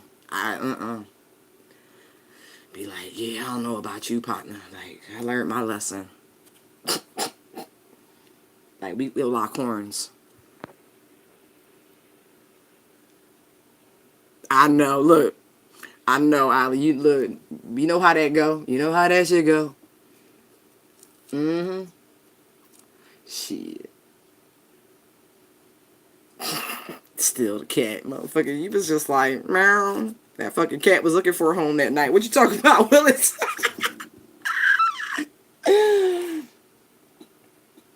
Now, I think, how long did I stay with the Taurus? I think our marriage lasted just shy of 3 years. But we, like, literally, we met in May. We got married in July type shit. Like, it was one of them whirlwind sort of, we were both in the military. The shit had to happen. It was just whatever.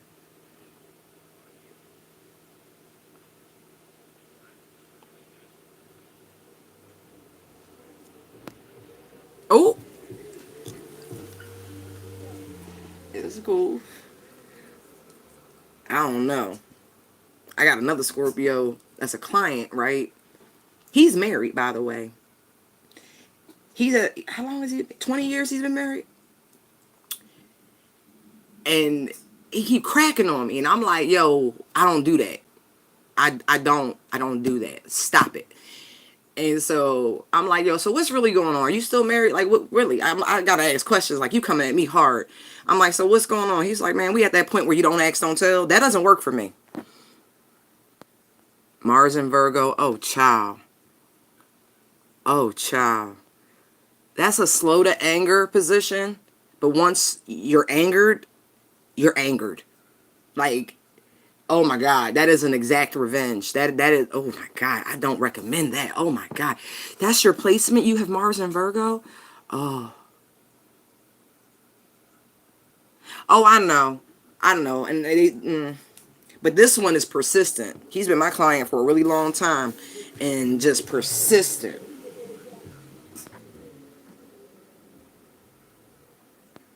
Right. A whole divorce. And even then, you gonna need time. And see, people forget that they tell me shit.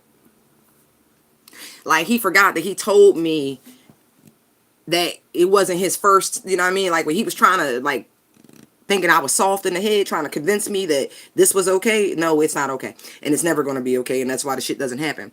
That, you know, it wasn't his first time, or he was inexperienced, something like that. He said some slick shit. So I just put that in my mental Rolodex.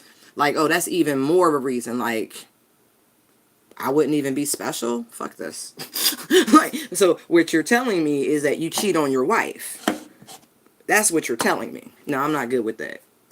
Because when I cheated on my husband, I left. I destroyed the marriage. And so, and he knows that. I tell him this shit to this day. I'm like, nah, I never said anything more. I was like, I don't know what the future holds on some real shit. But at the same time, I broke it. That's gone. That shit dissolved. I can't, like, I don't even care about what you did. This is me and my moral compass between me and God.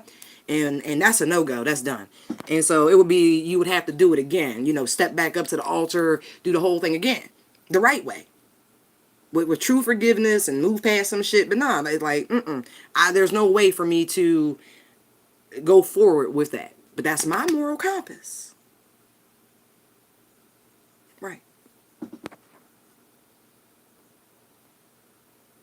Oh, I'm aware of that. That's why I moved, right? Like I said, this guy's been my client for a really, really long time.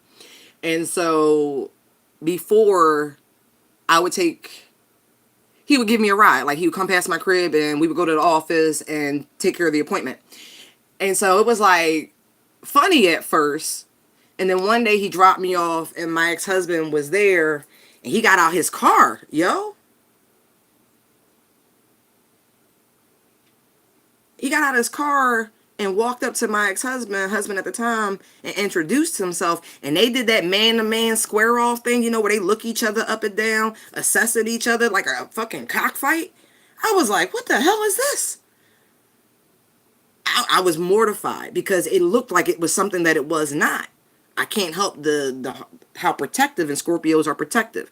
And so on one hand, you count me as a part of your circle, and so I'm in your circle of protection, but you're also giving my spouse, my former spouse, the vibe that there's more to this, and there wasn't. I was like, what the fuck?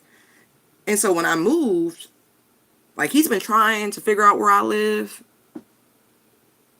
I won't tell him. I don't need a ride. I'm good. Nope. I'm good. I can facilitate my own comings and goings. Thank you.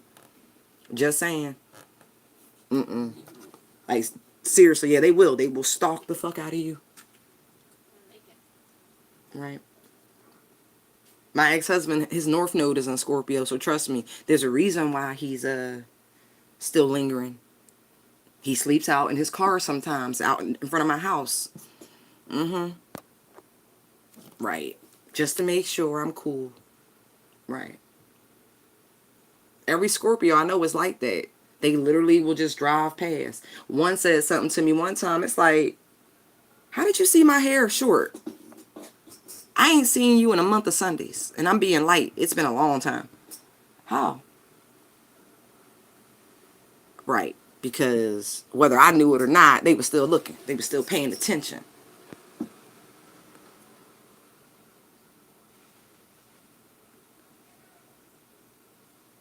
So So you just fickle by nature, Ali. I think the Gemini sun actually saves you a lot, Ali, because that's a lot of Virgo.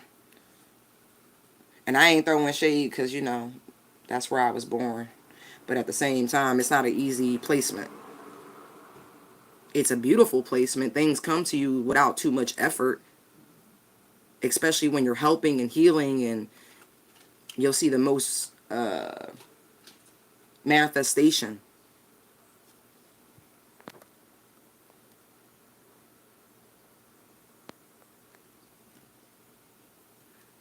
Wrong attitude, Ray. Love you, but wrong attitude. Wow. Phoenix, you really psychic, baby. You got some gifts. Jupiter and Pisces, you see eons into the future. I got chills on that. Eons. Wow.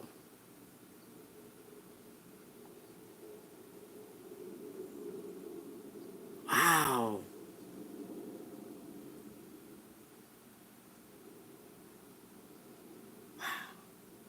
I'm sorry, that blew my whole mind.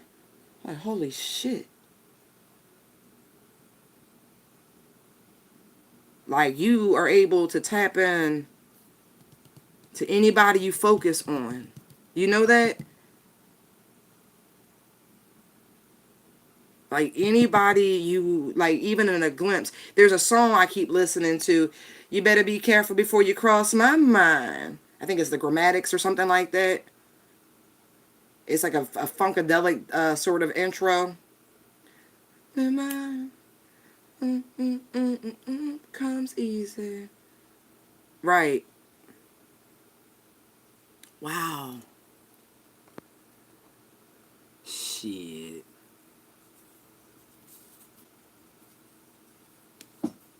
Wow. That's going to become the Neptune. Neptune, is Neptune going retrograde or is it Uranus? I got to look at the retrograde chart. That's going to be interesting.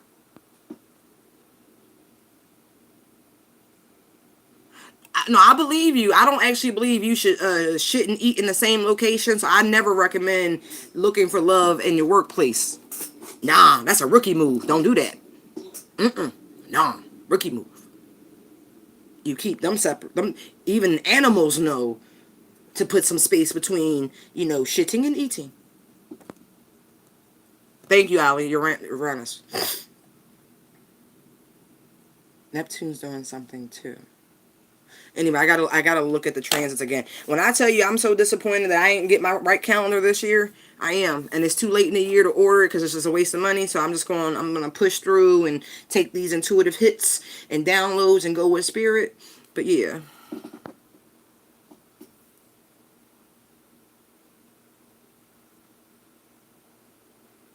Oh wow.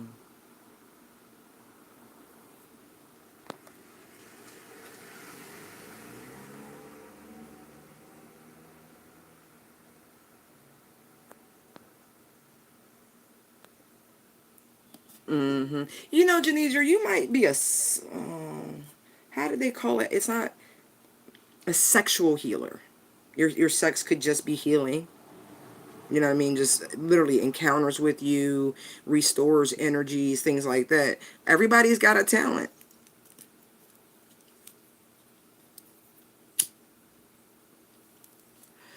Even with going back to ancient times, at the temple of Isis, for example, right? There are the high priestess, right? Chosen for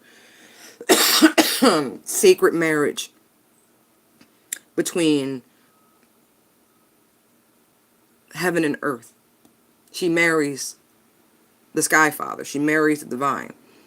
And so, like the Virgin Mary, in essence, where remains in that state until time of true union. It's like the ascension. Anyway. And then there were priestesses within the temple who were allowed to utilize their sexual energies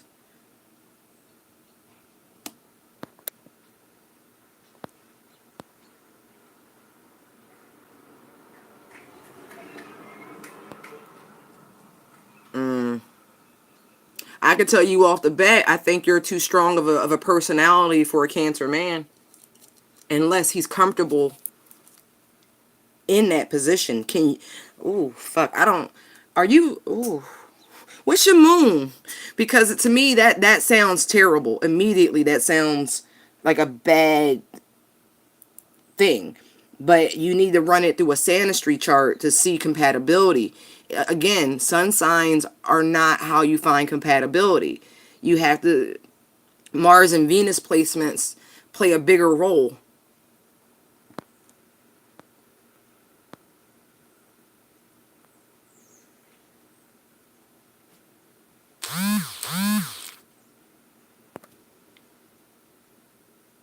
Yeah, I really, just from the sun sign information, I really feel like you're more forceful.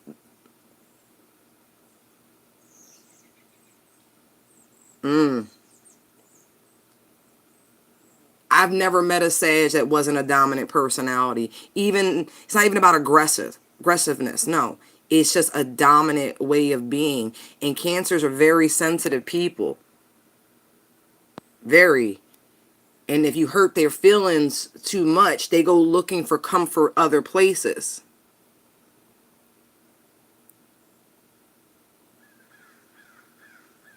And fire signs could be real dismissive about some fucking feelings. You'd be like, fuck them feelings.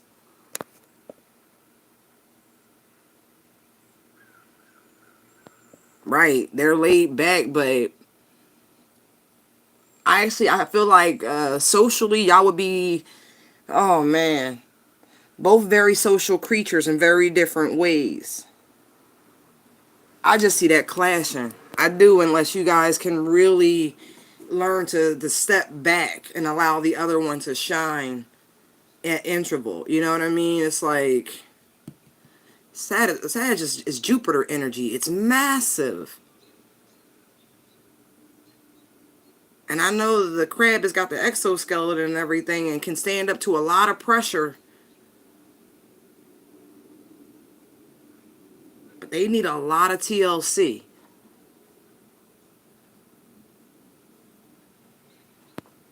A lot of TLC. If you can invest the effort and energy to make them feel secure, and that's really what it's going to come down to. I don't like Cancer men like that. I don't. Like, they whiny. Like, my whole body language is twisting up right now. Just, my stepdad's a Cancer. I love him as a person, but I don't know how I don't get it. I looked at my mom, like, I told her day one, I said, I don't think you should marry him. I was 14. I was like, I don't think you should marry him. Nice guy. Just no. And lo and behold, shit didn't work out, whatever, but I'm just saying, his energy was needy, and fire is cool initially. You know what I mean? Y'all deal with it a little bit. You'll flame that shit. You like the steam of it all. But then eventually, y'all lose interest in water.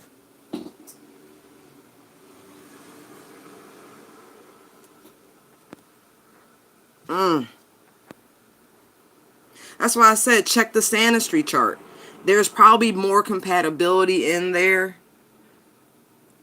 than just the sun sign information. Because the sun sign information, that's going to be a no for me, dog.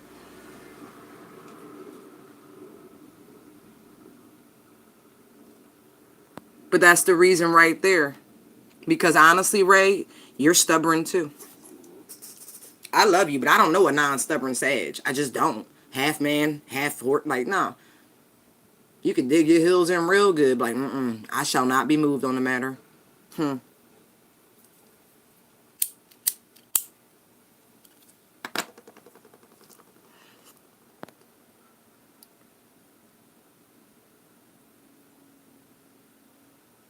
They do. They really do. They are.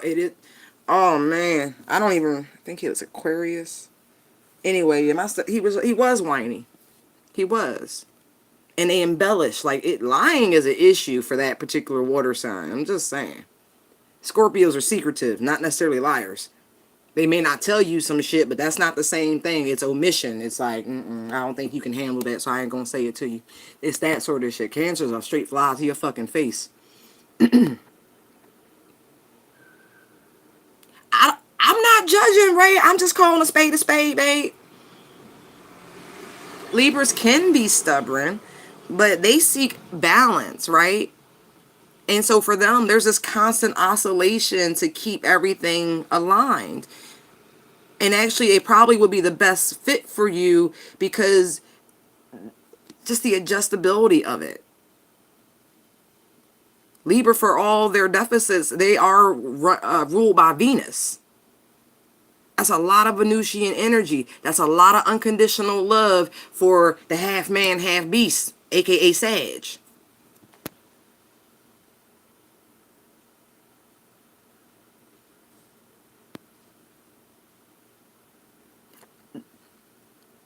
Of course, Irene.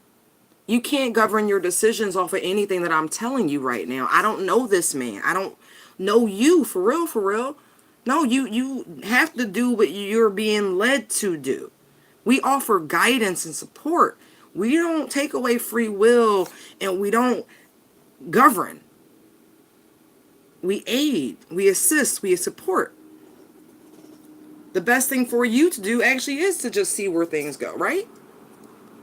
There's no rush, there's no urgency, there's none of that. Allow nature to take its course. Paying attention, ever present in your relationship.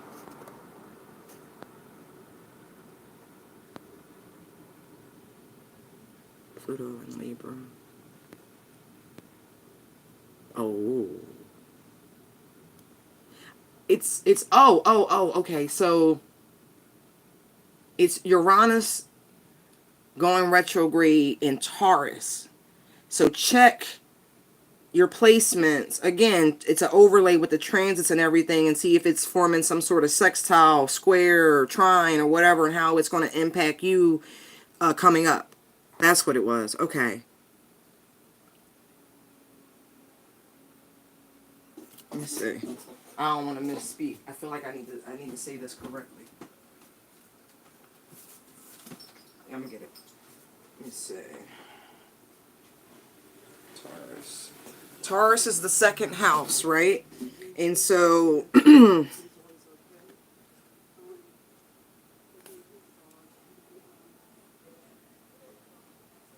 me a second.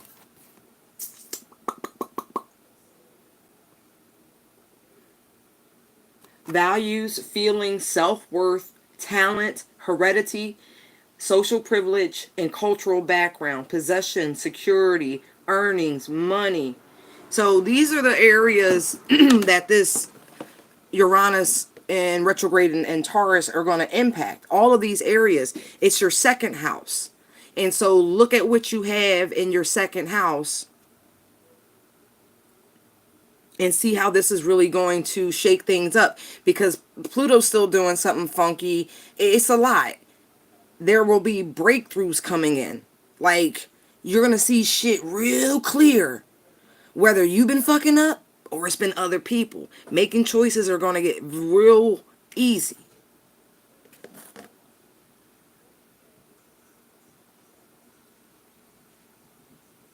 And these lessons, whatever's happened, is here to stay. That's a fixed energy. Good morning.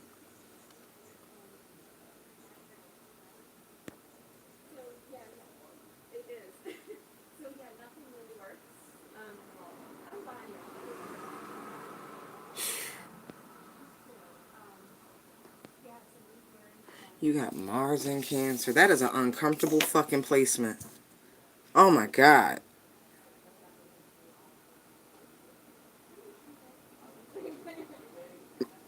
I'm sitting here holding my head in my hands like, oh my God.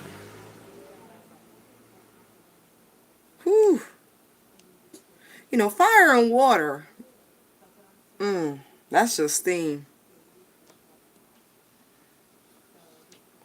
That is it just feels like so particular. I know what I want.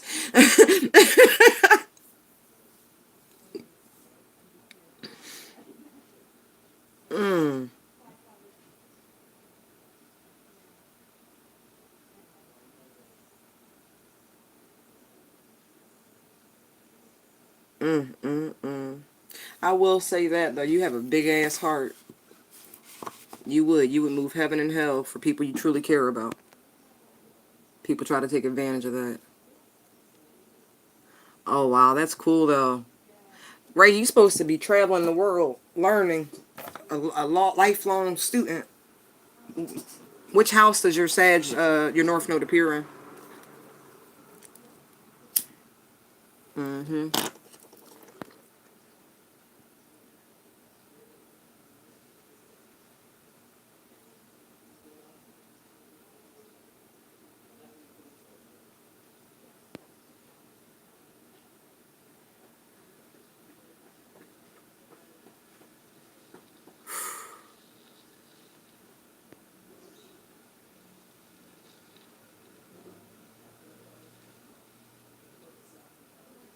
Oh, that's funny. Let me see.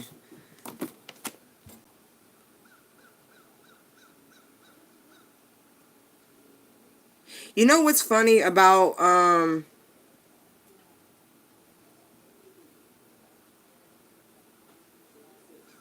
North Node and Sag is in a fall position.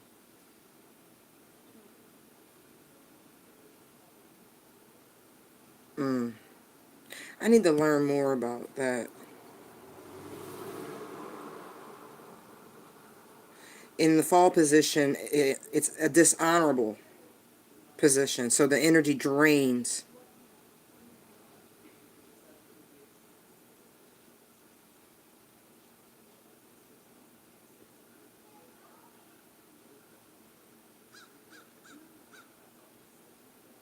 That's some deep shit. I gotta ponder that. They'll give me information on that. Wow.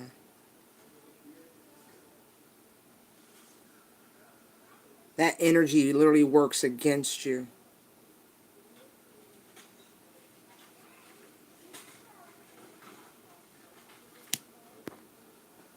Third house.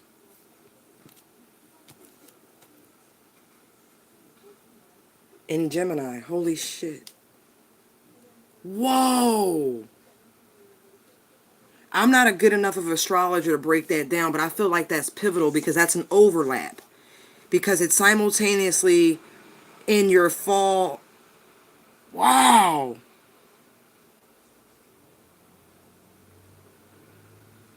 Somehow that balances out.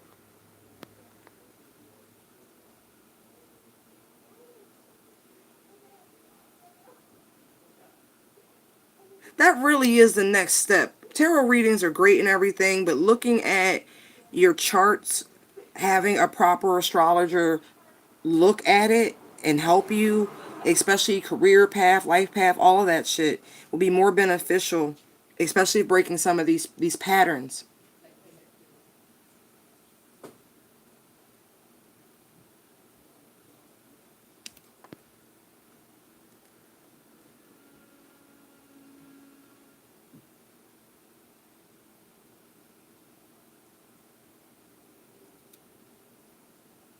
That's fine. Actually, Ali, Leo North Node, that's the sun. That's a natural position. That's a natural exaltation.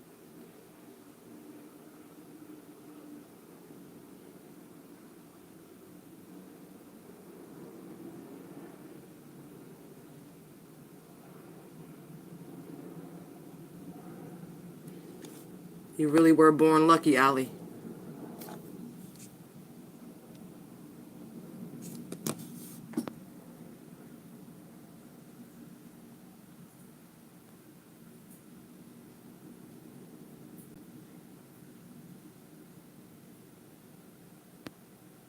That's a beautiful thing, Irene. We don't compare love. We experience love in more profound ways. And the fact that you were able to open your heart back up and to love another, that's a beautiful thing. That's a level of healing that's been bestowed upon you.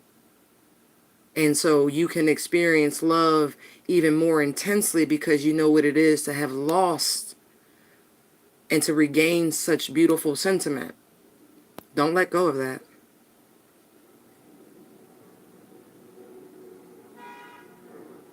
But you were.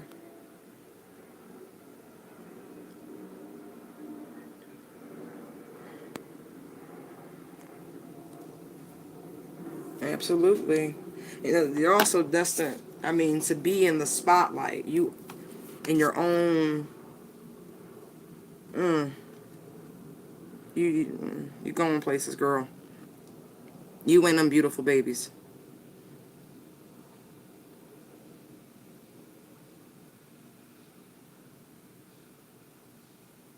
Yeah. Children are very much a part of your destiny, Allie.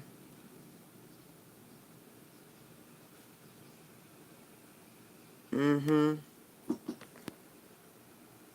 Yes, honey.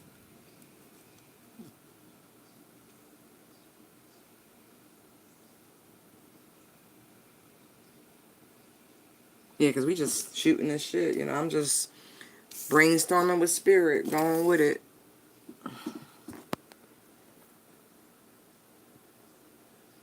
Oh, shit. Not the handyman, the other one we was talking about. Speak of the devil, and they do appear. Holy shit. Woo! But that makes sense, though. That makes so much sense. Oh, okay, okay.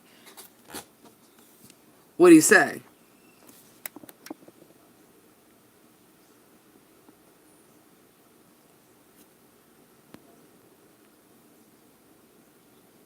Did he come by to do some work, or did he come by to, do some work?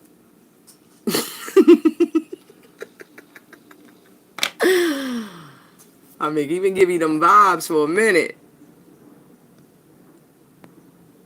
No, I want you to invest in yourself and have a proper astrologer look at it. Do some research. Just don't do anybody. Oh, really? I like that. Just said hi. I was in the neighborhood. Oh, yeah, he was passing by, though. It was, oh, nah, it was too hard for him. Look, I'm just, because this is how we do things. Look, 8 of Cups. Yeah, he was just coming by. It was too hard for him not to say something, say something. Take that opportunity. Ace of Wands there. Look, have a little quick conversation. Hey, how you doing? Get that energy exchange between the two of you. See where it goes. He's tired of resisting this. Whatever it is.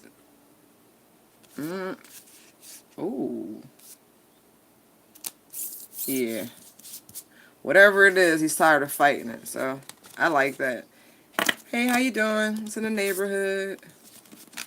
Wow.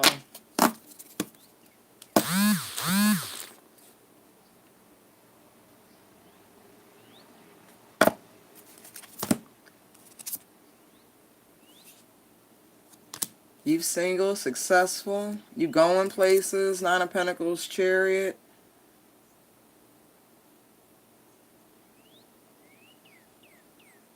Have you told him about what you do for a living? I'm sure it's...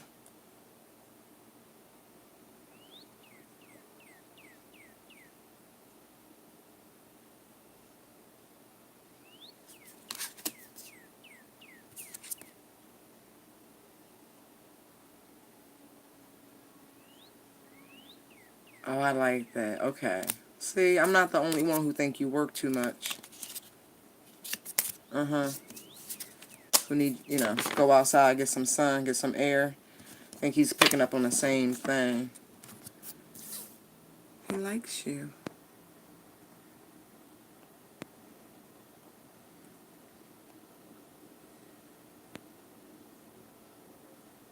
Okay.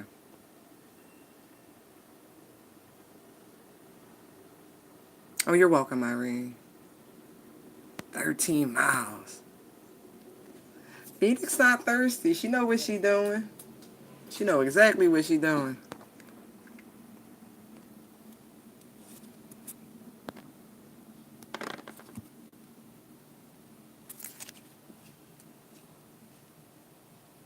That's the Fool card.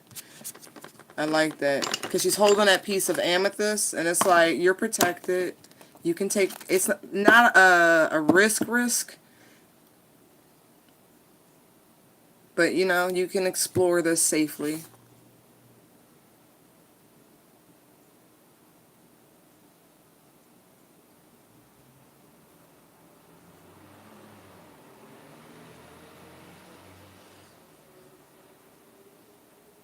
You're just making sure this is what you're calling in.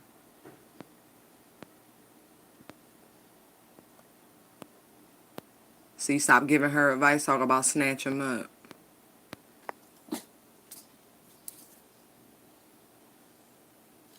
Three of Pentacles, what?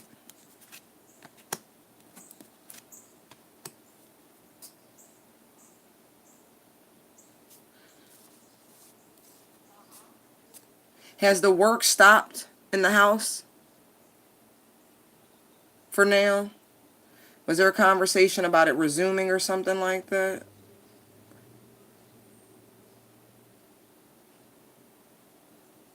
I'm just curious.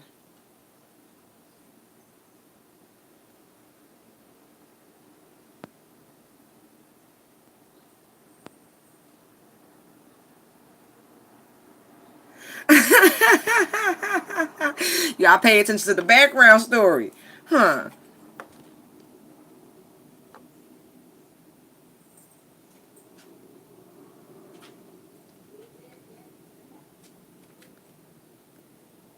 Something about work here. Okay. Yeah, because I'm not getting any sort of impropriety. I'm like, looking at this.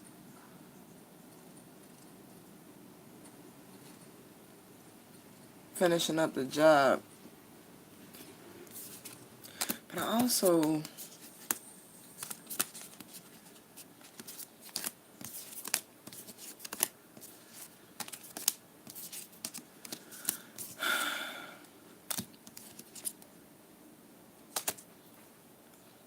He may ask you for help on a different level.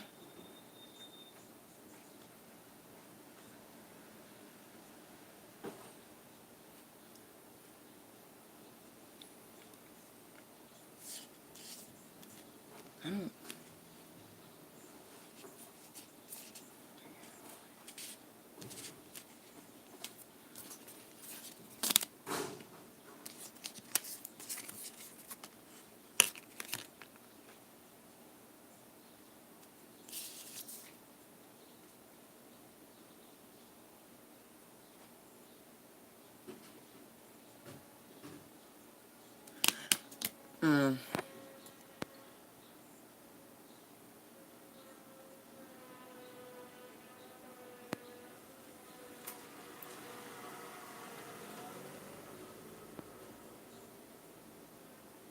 Yeah. I don't know. So, oh, man. I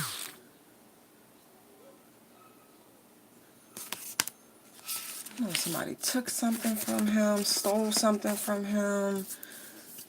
Oh, hold on. That's a lot of wands.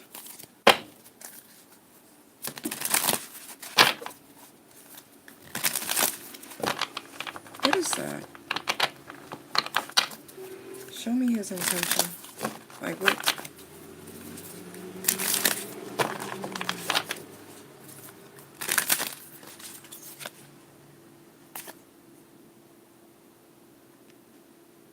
And see, when I said that, right, the Eight of Cups had no reason to be like this in the deck.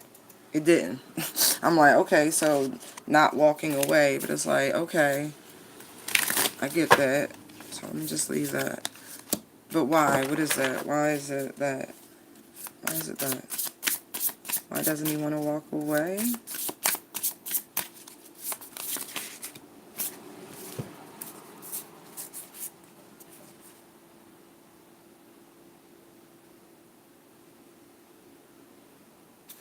He likes your vibe. He likes your energy. I know you said you guys have known each other for a really long time.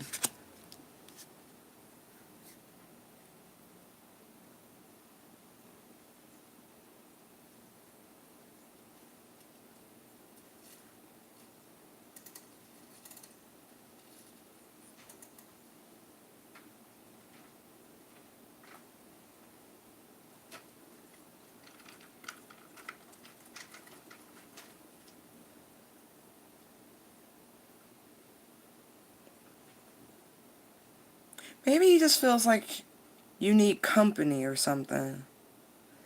Maybe your energy's putting out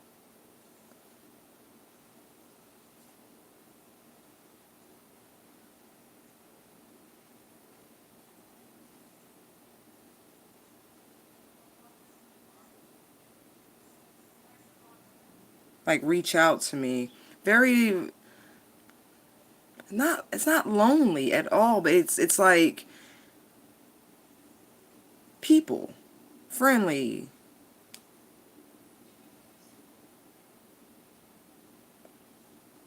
It's like, yeah, you're putting out this beautiful energy.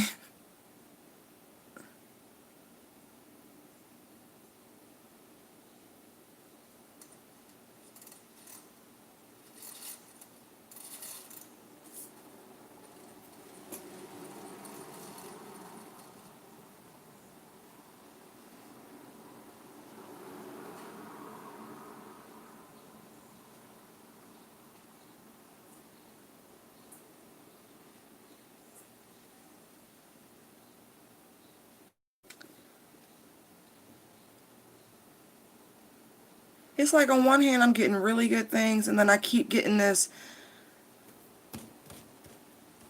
I don't know why I don't want to say this, but I keep feeling it. Like it's something of value. I don't know if he got his eyes set on something. It's weird, Phoenix. I don't really care for the mixed energy.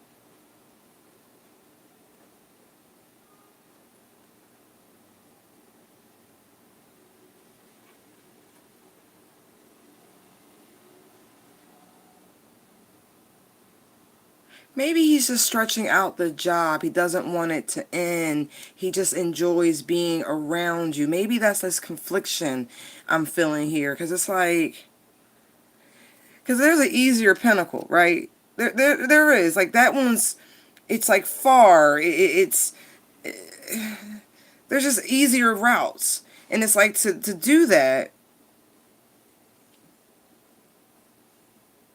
it's to delay. It's to, you know what I mean? He really likes being in your company.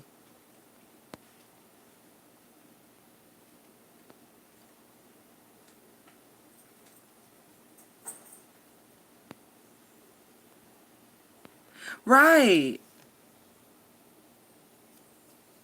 Like he really likes spending time with you.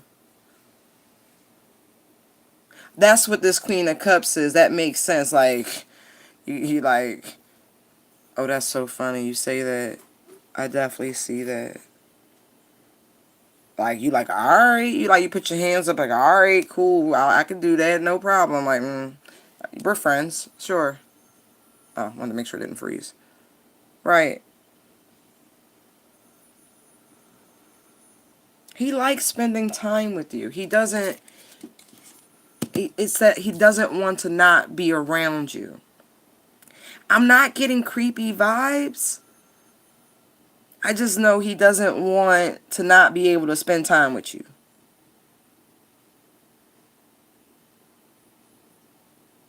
There's a nice connection here. It's pure though. It's not, I don't have a lot of red out here. I have more green and blue, and so that's more up and up. That's like true. You know what I mean?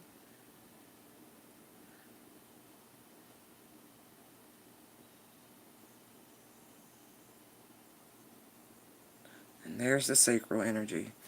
Oh. Yeah, we're going to need him to be single.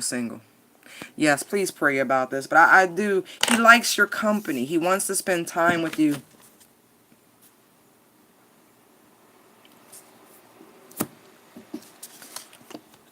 Excuse me. That's going to happen more frequently, him just dropping by. Because he knows you by yourself. You know, you know what I mean? No man.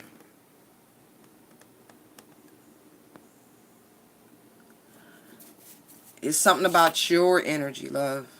You're not just anybody. You know, we all mature at different rates. And so, you know, we can't necessarily explain why one minute we fucks with somebody and the next minute we don't. The frequency shifted. You just changed up on. Maybe he's learned to appreciate the environment. But the only thing I would say that I really didn't like when I was pulling the cards before is that you're on some really, really high vibing shit. And I'm not saying you don't have a good time, you don't drink, you don't do things. I don't know your life. Don't let nobody take you off your square. You know, distractions, you know, ulterior motives, things like that. Because there was a lot of wands popping out there.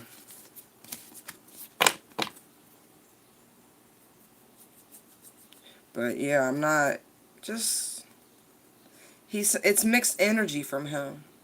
But he likes your company. But I think if he had an opportunity to smash, he would though. I'm not even joking. I gotta say it. Because that's really what I feel. And maybe that's just that hidden energy I'm picking up on. Being courteous, no disrespect, no boundary issues. He's still a man.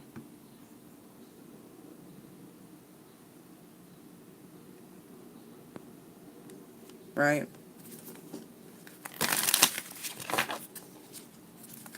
The golden rule is no pedestals for nobody. Alright, my lovelies. I'm going to go and get ready for the rest of my day.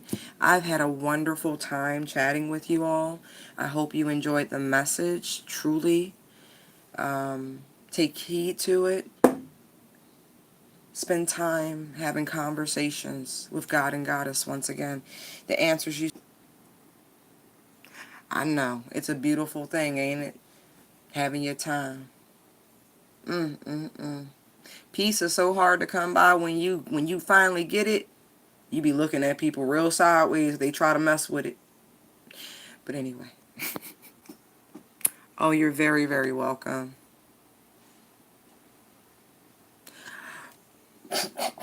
You ain't never lied, right? You ain't never lied. Oh. Y'all have a wonderful, wonderful day. And Janidra, that's okay. Honor yourself. Make it happen, Captain.